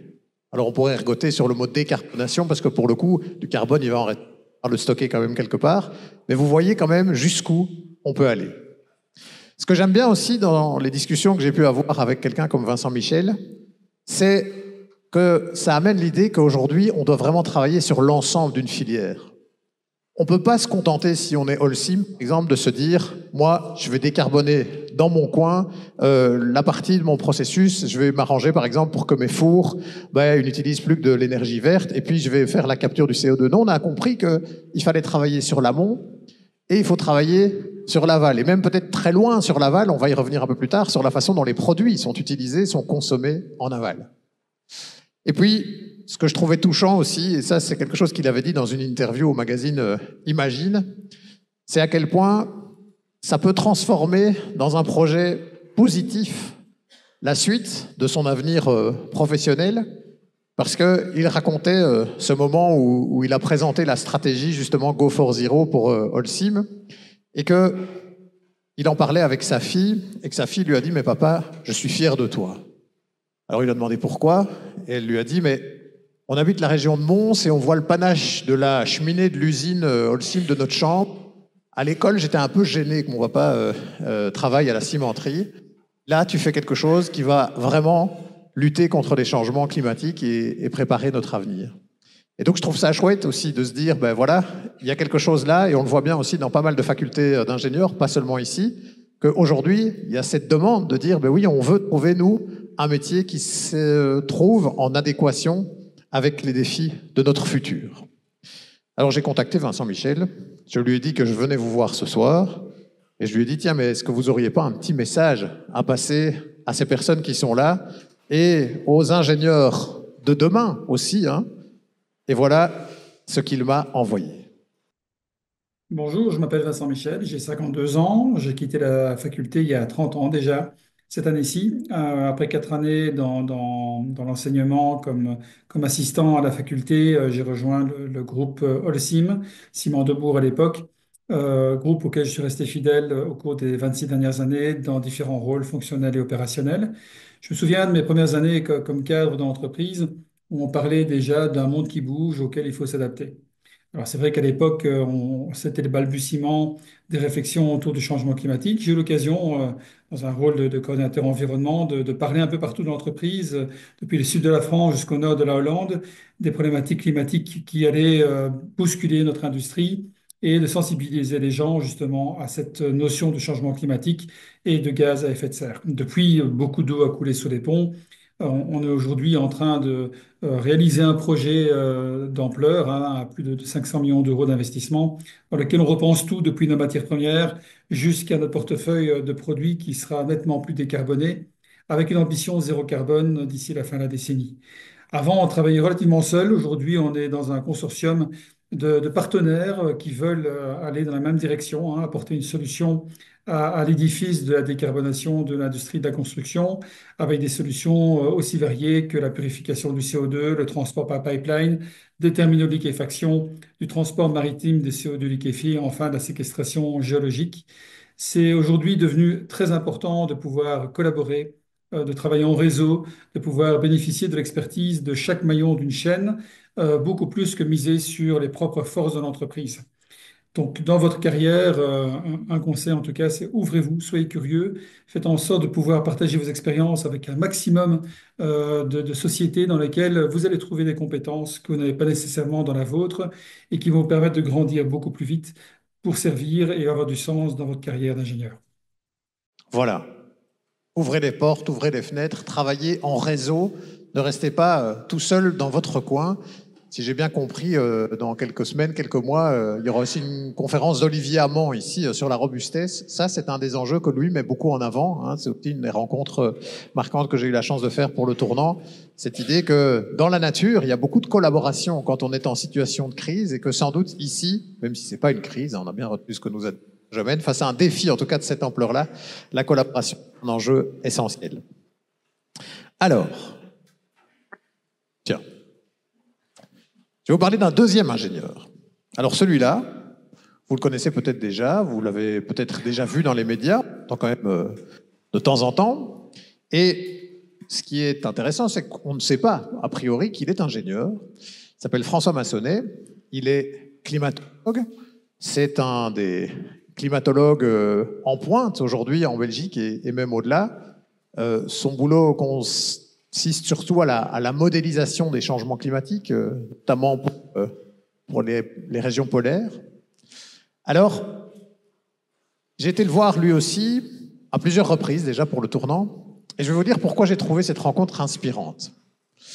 D'abord parce que François, il estime essentiel aujourd'hui de donner à chacun des outils pour comprendre le changement climatique. Je suis assez d'accord avec ce que disait François Gemène juste avant, en disant sans doute qu'il ne suffit pas que tout le monde ait compris ce qui se passe et d'être au courant pour que tout d'un coup, comme un seul homme, tout le monde se mette en route et change.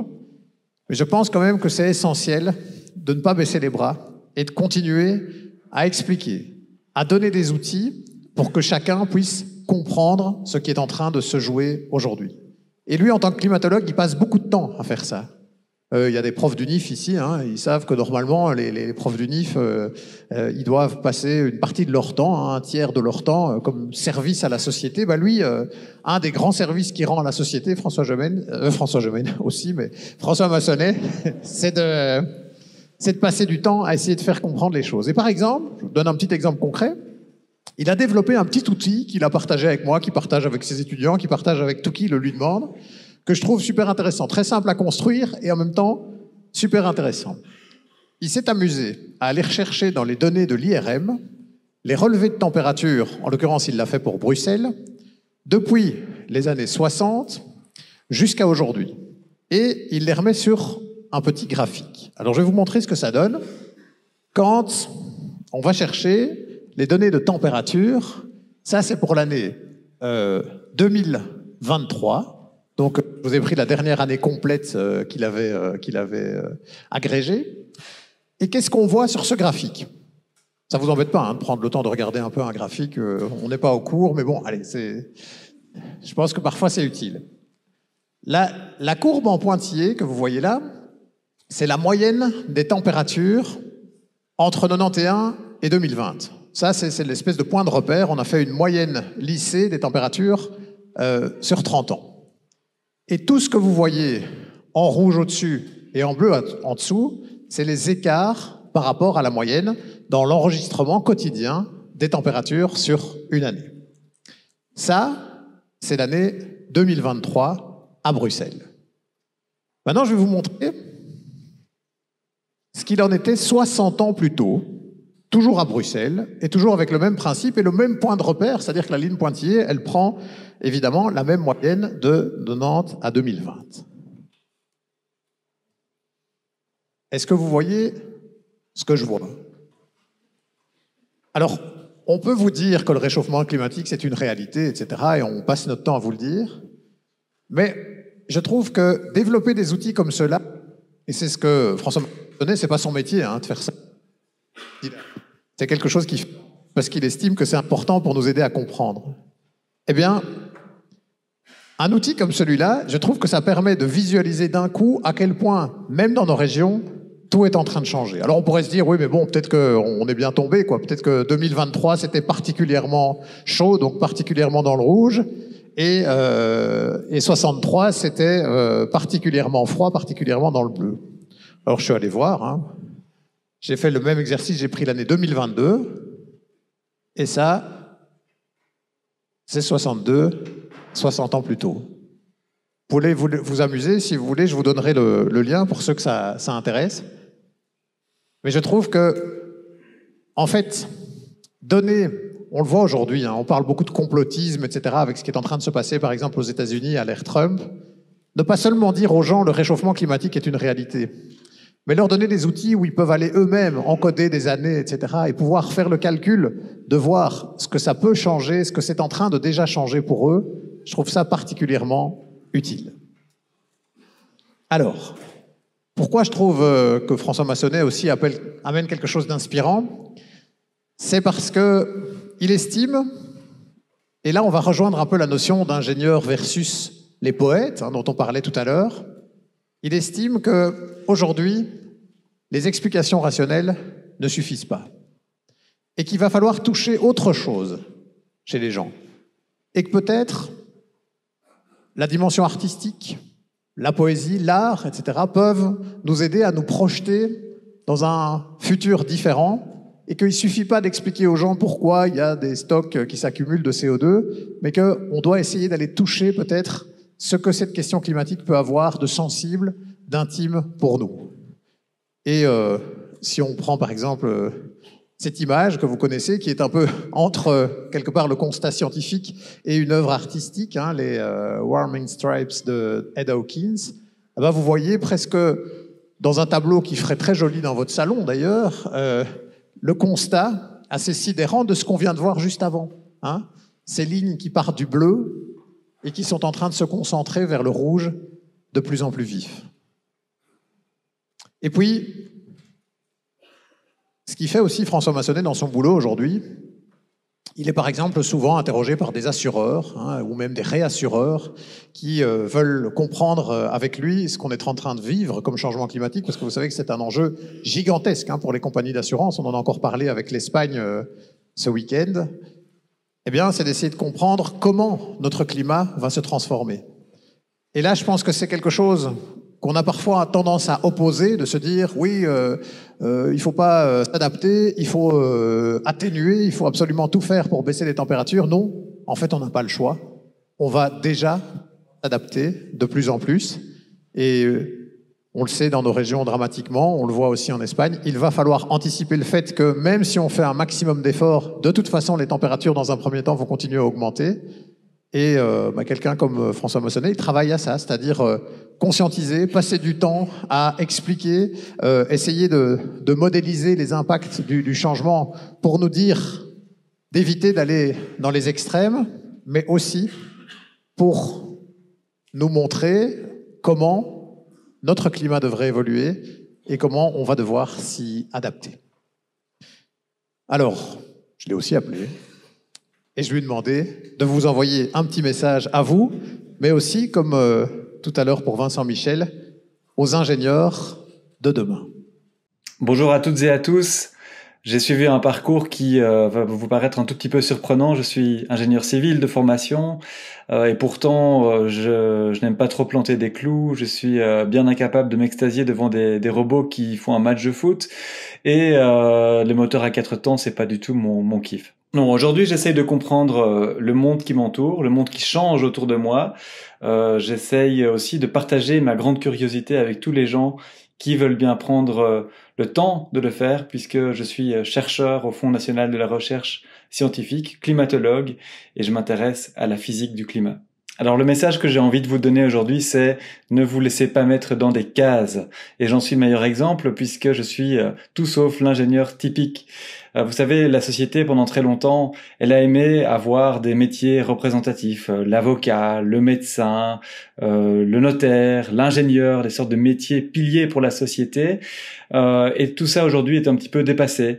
D'une part, le fait d'avoir des sociétés extrêmement cloisonnées n'est pas bon, dans le sens où les problèmes globaux auxquels on doit faire face aujourd'hui sont des problèmes qui doivent être abordés de façon transversale et non de façon verticale. Et deuxièmement, en mettant les gens dans des cases, forcément on bride leur créativité, on réprime leur potentiel et on empêche à ces personnes de trouver des solutions aux problèmes de demain. Alors vous êtes sur le point d'entamer les plus belles études du monde et je suis bien placé pour le savoir.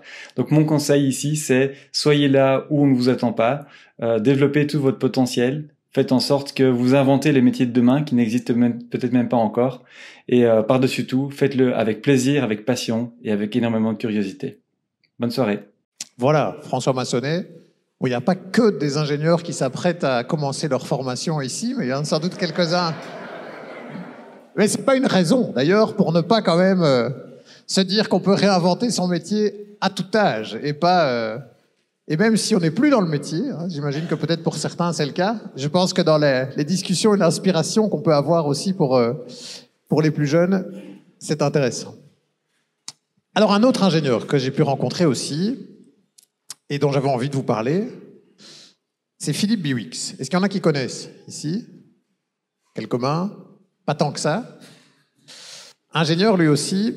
Et Philippe Biwix, il est connu pour être, allez, on va pas dire le pape, parce que on n'ose plus dire ça maintenant, hein, en Belgique. En tout cas, un des mentors sur l'enjeu des low-tech. Alors, moi, c'est à ce titre-là que j'avais eu la chance de le rencontrer. Et je vais vous dire encore, comme pour les autres, pourquoi j'ai trouvé que la discussion qu'on avait pu avoir, lui et moi, était inspirante. D'abord, Philippe Biwix, c'est quelqu'un dans le monde des gens qui s'intéressent de près à la transition et qui essayent de penser un monde différent pour demain et différent notamment dans notre usage des technologies.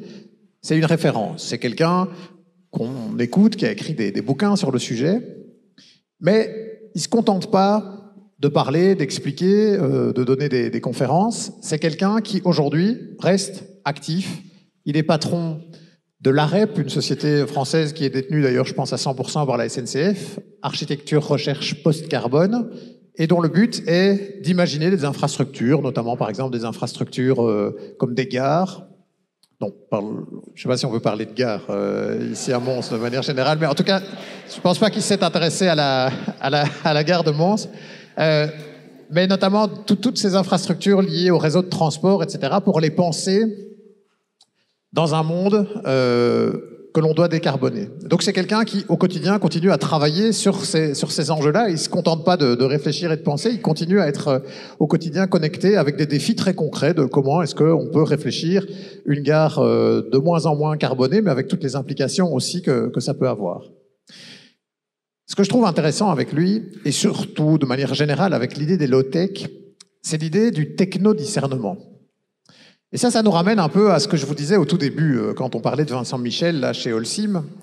Je pense qu'il faut se méfier d'une idée que la technologie, c'était l'enjeu d'hier, dans un monde où l'énergie était abondante, où on pouvait aller chercher du pétrole et du gaz tant qu'on voulait, et que demain, l'enjeu, ce serait juste une société un peu janséniste, comme disait tout à l'heure François Jomène, que l'absolue nécessité, c'est la sobriété, et que l'innovation, tout ça, c'est fini.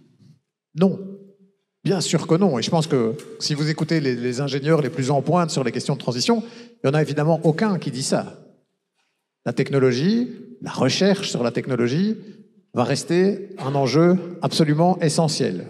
Je vous citerai une petite phrase d'ailleurs de celui qui était jusqu'il y a quelques jours encore le président de la coalition climat en Belgique, qui s'appelle Nicolas Van Nuffel. Et il avait toujours cette petite phrase, quand on le lançait sur la question de la technologie, il disait « Je pense que l'enjeu est tel pour notre avenir qu'on doit investir dans la technologie comme si on n'allait jamais réussir à faire changer les comportements. Et il disait, je pense qu'on doit investir dans l'évolution de nos comportements comme si on n'allait jamais gagner nos paris technologiques. Façon de dire, on n'a pas le luxe de choisir l'un ou l'autre, on doit travailler sur les deux. Mais quelqu'un comme l'ingénieur Philippe Biwix, il nous dit, oui, mais attention, il faut faire ça avec du discernement. Parce que peut-être aujourd'hui, et sans doute pas même peut-être, sûrement, le fait qu'on va être dans un monde où l'énergie nous sera comptée différemment, le fait qu'on doit absolument limiter le plus vite possible le stock de CO2 qu'on continue à envoyer, ben ça nous impose de faire des choix. Et là, je vous raconterai bien une petite anecdote. Une semaine après avoir rencontré Philippe Biwix, je rejoins un ami qui avait accepté de me prendre en voiture pour un covoiturage entre Bruxelles et Liège. Et entre Bruxelles et Spa même, je dis ça pour on se dit mais pourquoi il n'a pas pris le train, la voiture était tout indiquée, et il me prend sur un parking. Alors il était tout fier de me montrer la nouvelle voiture de société qu'il venait d'avoir. Je sais plus ce que c'était exactement, une Audi ou Mercedes ou quelque chose comme ça. Et alors je dis tiens, c'est marrant, ils sont bizarres tes rétroviseurs. Il dit, ah oui, c'est génial, maintenant on n'a plus de rétroviseurs, c'est des petites caméras qui permettent de voir derrière la voiture. Et tu vois, regarde, là j'ai un petit écran, en gros de la forme d'un miroir, qui apparaissait dans un petit coin de son habitacle et il pouvait voir grâce à la caméra. Et je dis, mais c'est quoi au fond l'avantage par rapport au miroir de ton rétroviseur? Et honnêtement, d'après moi, mais aussi d'après lui, il n'y en avait pas spécialement. Ça avait la même forme. Sauf que... Alors peut-être qu'il y avait un petit truc de correction d'angle mort ou j'en sais rien, mais bon, je pense qu'on fait ça aussi avec des miroirs. Et puis alors, bon, on rigole un peu de ça. Puis je mets ma ceinture et je sens un truc bizarre. La ceinture se resserre toute seule comme ça sur moi. Je dis, bah tiens, c'est quoi ça? Va dire, oui, c'est super. Maintenant, on a des petits trucs comme ça et la ceinture se resserre comme ça, juste à ta taille. Bon, je sais pas vous, mais il me semblait que les ceintures, de manière générale, ça se resserrait déjà assez bien à notre taille avec les ressorts. Bon, bref. Tout ça pour vous dire que on peut se demander aujourd'hui si ça a du sens de mettre des ingénieurs à travailler comme des dingues et avec beaucoup de talent, je pense, pour développer ces éléments-là, à un moment où on doit repenser l'entièreté de notre mobilité. Et pour ne parler que de la voiture, parce que moi je pense qu'il y aura toujours des endroits, et notamment en Belgique, en Wallonie en particulier, où on aura besoin de voitures, de se demander si aujourd'hui l'enjeu n'est pas non seulement de développer des voitures électriques, mais de penser des voitures plus légères, de penser des voitures qui sont un peu presque à l'entre-deux du vélo et de la voiture pour les zones rurales, de penser aussi des systèmes de mobilité partagée, etc.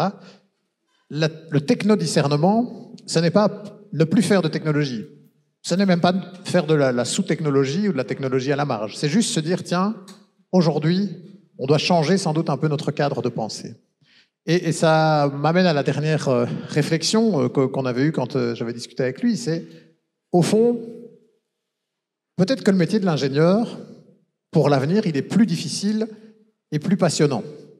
Parce que réfléchir à des optimisations technologiques dans un monde où l'énergie est abondante et où on peut la trouver de toute façon, ben, quelque part, c'est pas si difficile que ça. Bon, et je minimise un peu, mais se dire, travailler à des solutions, peut-être plus efficaces, plus rapides, plus pratiques, etc., dans un monde où l'énergie nous est comptée, c'est une contrainte supplémentaire qui va imposer de réfléchir autrement.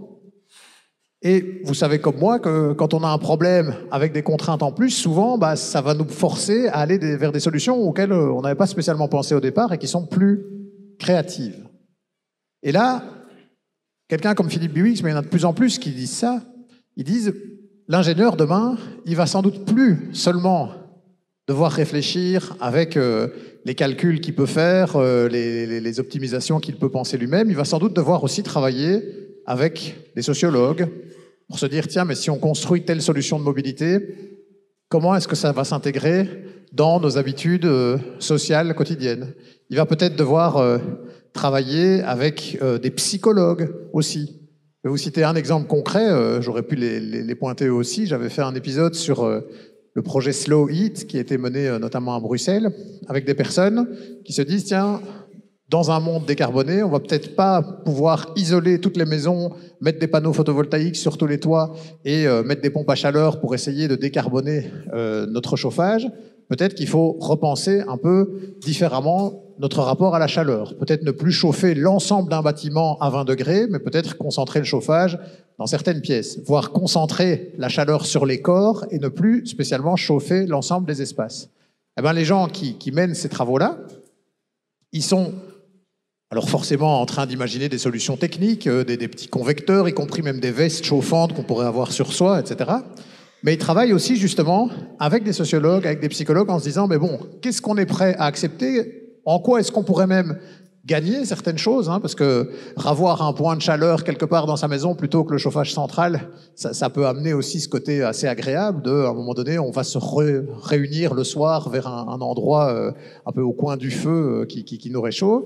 Et ben voilà, c'est d'essayer de se dire, tiens, dans ma réflexion demain, je dois plus seulement intégrer les contraintes de la physique, je dois aussi intégrer une série de réflexions, de contraintes psychosociales. Et quelqu'un comme Philippe Biwix, mais je vous le disais, il y en a d'autres aussi, mais ils estiment que le métier de l'ingénieur, il pourrait devenir encore plus riche, encore plus passionnant si on intègre tous ces enjeux-là.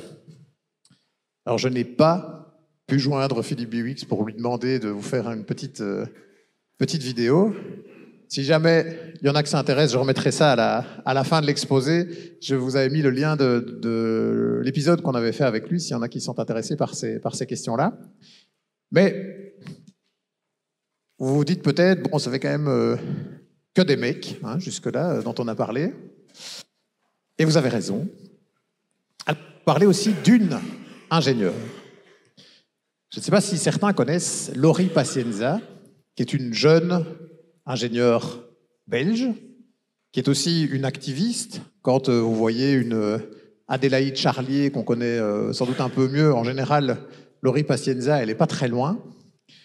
Et je trouve son profil particulièrement intéressant. Ingénieur formé, si je ne m'abuse, à l'Université de Liège, et puis qui est parti notamment en Angleterre pour se former aux questions d'énergie et de climat.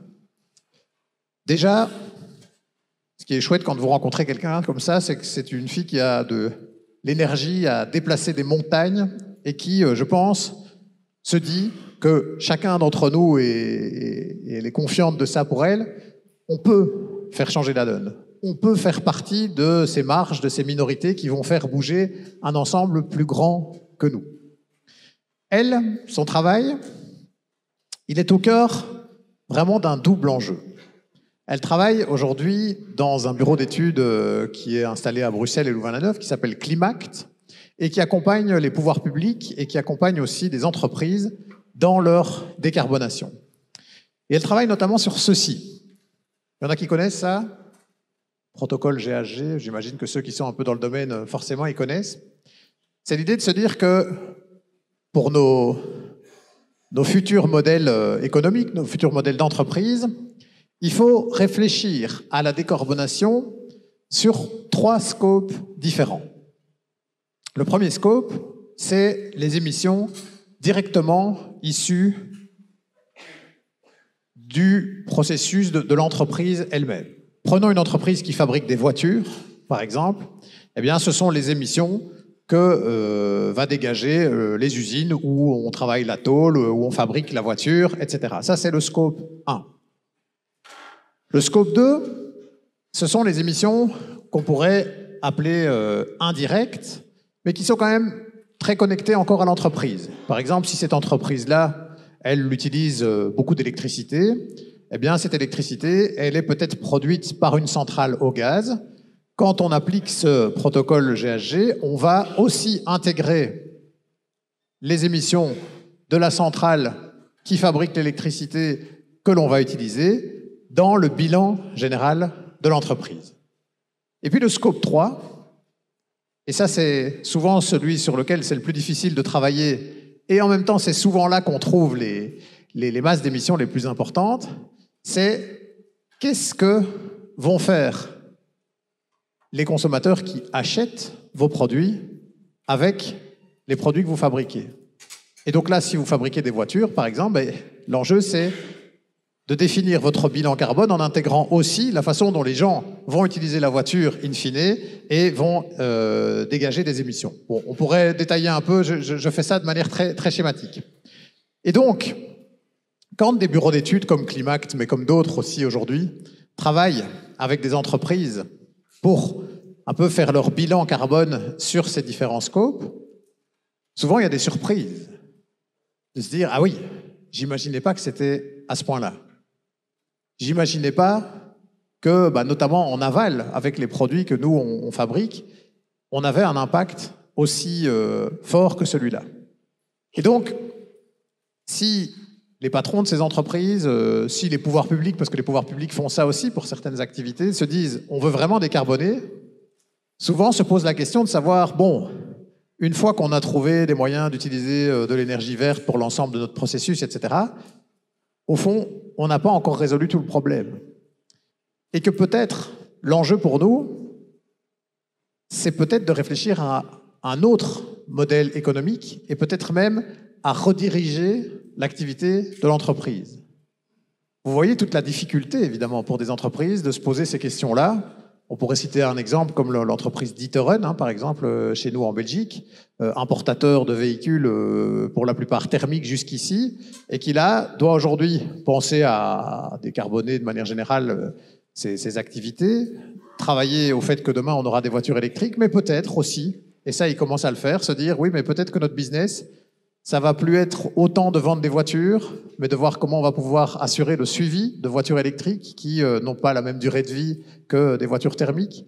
Peut-être de travailler nous-mêmes à des réseaux de bornes pour les voitures électriques. Peut-être de travailler à la voiture partagée. Peut-être, et ils ont lancé ça aussi, de travailler sur des vélos pour demain et de se lancer dans le commerce, voire la fabrication de vélos pour demain. Aujourd'hui, des ingénieurs qui, dans des bureaux comme cela, accompagnent des entreprises, doivent parfois accompagner des réflexions aussi compliquées que celle-là, c'est-à-dire de se dire, quand je me projette dans le futur, je ne dois peut-être pas imaginer la même activité, mais en la décarbonant, mais peut-être imaginer une activité différente. Et ça me ramène à la discussion que j'avais eue avec Vincent Michel, justement de chez Holcim. J'avais dit, oui, mais ok, vous êtes en train de construire tout un processus pour avoir du ciment décarboné, mais les contraintes qui s'imposent de plus en plus aux entrepreneurs, aujourd'hui aux promoteurs immobiliers, c'est d'essayer de construire avec moins de béton, de moins bétoniser, de réutiliser des bâtiments qui existent déjà, etc. Donc est-ce que vous ne vous dites pas qu'un jour on va utiliser moins de ciment? Et il me disait si. On pense que dans un premier temps, on va en utiliser même un peu plus, parce qu'il y a toute une série de rénovations à lancer, etc. Mais il dit, mais nous, on anticipe déjà qu'effectivement, notre marché pour le futur, il va changer. Et là, ça m'amène à un tout dernier point, c'est l'enjeu de l'action collective. Je ne sais pas si certains connaissaient Jacques Craé, qui était le patron de Cosucra, qui est décédé malheureusement il y a quelques mois, qui était l'ancien patron de l'Union Wallonne des entreprises et qui avait essayé d'emmener l'Union Wallonne des entreprises justement dans des réflexions autour de la transition. Et je me souviens que j'avais une fois discuté avec lui de jusqu'où il pouvait aller, lui, dans son entreprise, dans la décarbonation, etc. Et parce qu'il n'y a pas que la décarbonation, hein, mais dans le fait de mettre l'activité de son entreprise plus en adéquation avec les limites planétaires, disons. Il disait, ma limite, à un moment donné, c'est que moi, j'ai des travailleurs dans l'entreprise, avec des familles qui dépendent des revenus de ces travailleurs.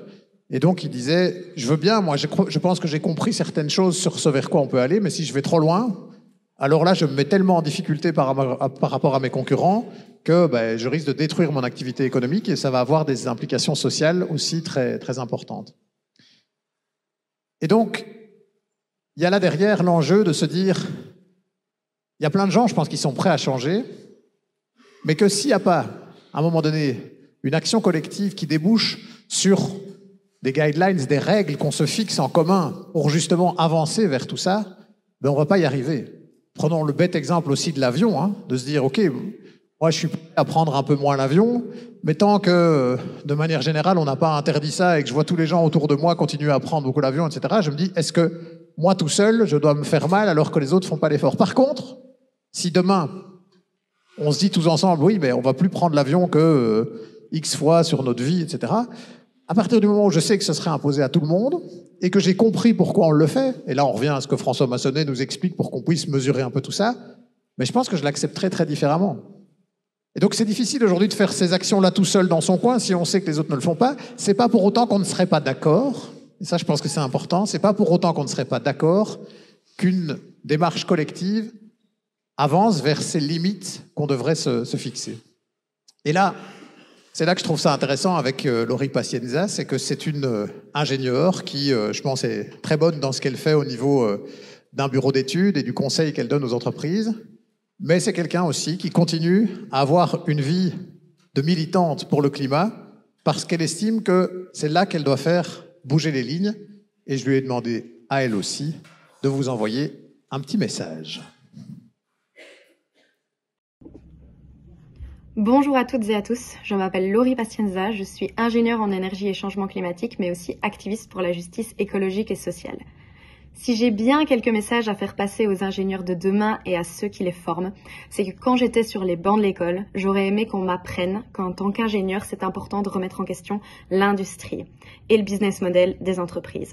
C'est pas parce qu'une solution paraît innovante qu'elle a sa place dans un monde net zéro en 2050. Et ça, c'est quelque chose de crucial que j'ai dû apprendre avec le temps et je pense qu'on aurait pu éviter de perdre du temps à ce niveau-là. Donc je vous invite tous à remettre en question le business model des entreprises, à remettre en question le status quo de manière générale.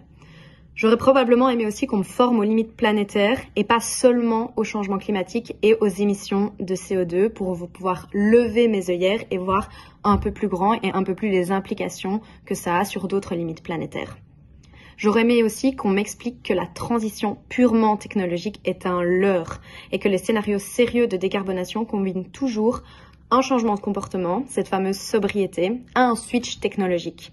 Et que du coup, sans les deux, on ne pourra pas converger vers une société net zéro en 2050, ce qui est absolument crucial.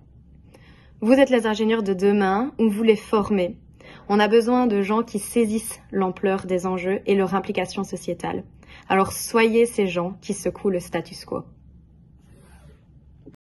Voilà, Laurie Pacienza. Alors en guise de conclusion, j'avais envie de juste vous dire ceci, de ce que moi je vois. Parce que je vous dis, hein, moi je ne suis pas un expert, tout ce que je vous ai dit là, c'est des rencontres que j'ai pu avoir, des choses que j'ai comprises, des déclics à force de rencontrer différentes personnes. C'est que bien sûr on a besoin de l'innovation. Et les ingénieurs sont bien placés pour ça. Ils sont en général au cœur de l'innovation. Mais cette innovation, elle ne doit pas être que technologique, même si c'est important, et on vient encore de le dire. Je pense qu'il faut aussi y penser des innovations sociales, construire un monde différent et enviable. Ça va demander beaucoup de créativité, d'imagination. Il faut de l'innovation politique, sans doute aussi. Peut-être même de l'innovation démocratique, parce qu'on peut se demander jusqu'à quel point nos systèmes aujourd'hui de décision politique sont toujours en capacité justement de dégager les solutions dont on aura besoin. Ils ont certainement toujours une vraie place à avoir, mais peut-être qu'il faut les compléter par autre chose. Les solutions, on l'a compris aussi, elles vont venir certainement de la collaboration. Et la collaboration, ça peut être d'une entreprise à l'autre. C'est une collaboration aussi absolument indispensable entre les États. Et pour ça, et je pense qu'on est d'accord avec ça, François Gemène et moi, c'est que les COP, avec tout leur côté imparfait et parfois désespérant, elles ont quand même ce sens profond d'encore mettre des États ensemble qui sont parfois en guerre par ailleurs pour se parler et pour essayer de réfléchir quand même ensemble à des solutions. Et pour en revenir à notre point de départ, sans doute que la poésie et tout ce que la créativité, tout ce que le sensible, s'il peut nous apporter, eh bien, je pense qu'il ne doit pas être étranger à l'ingénieur. Je pense qu'on a besoin de poètes qui sont aussi un peu ingénieurs. et d'ingénieurs qui sont aussi un peu ou beaucoup poètes. Et bah, c'est tout ce que je vous souhaite, en tout cas, pour cette nouvelle chaire que vous avez décidé de lancer ici.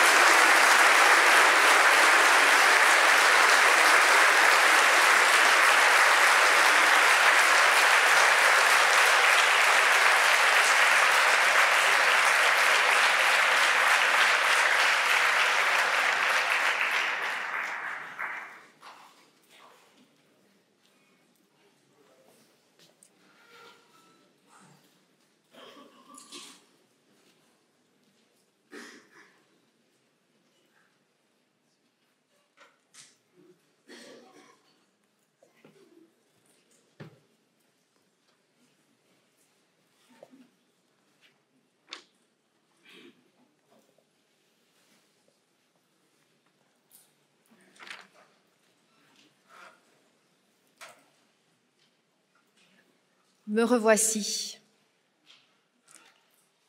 La soirée fut belle, inspirante. Elle fut aussi riche, très riche, teintée d'humour, des regards croisés, des réflexions profondes, de la poésie. Et vous, autour de moi, chacun avec ce qu'il est. Présent pour me voir naître, présent pour notre première rencontre. Car ce n'était qu'un premier rendez-vous. Nous allons nous revoir, apprendre à nous connaître et doucement faire communauté. J'ai hâte de vous lire, vous savez, ces fameux post-it dont Christine vous a parlé tout à l'heure. Curieuse de découvrir ce que vous avez à me dire. Parce que je suis là pour vous et me construirai aussi avec et grâce à vous. Mais le temps est maintenant pour vous, aux échanges en toute convivialité. À tout bientôt, signé La Chaire.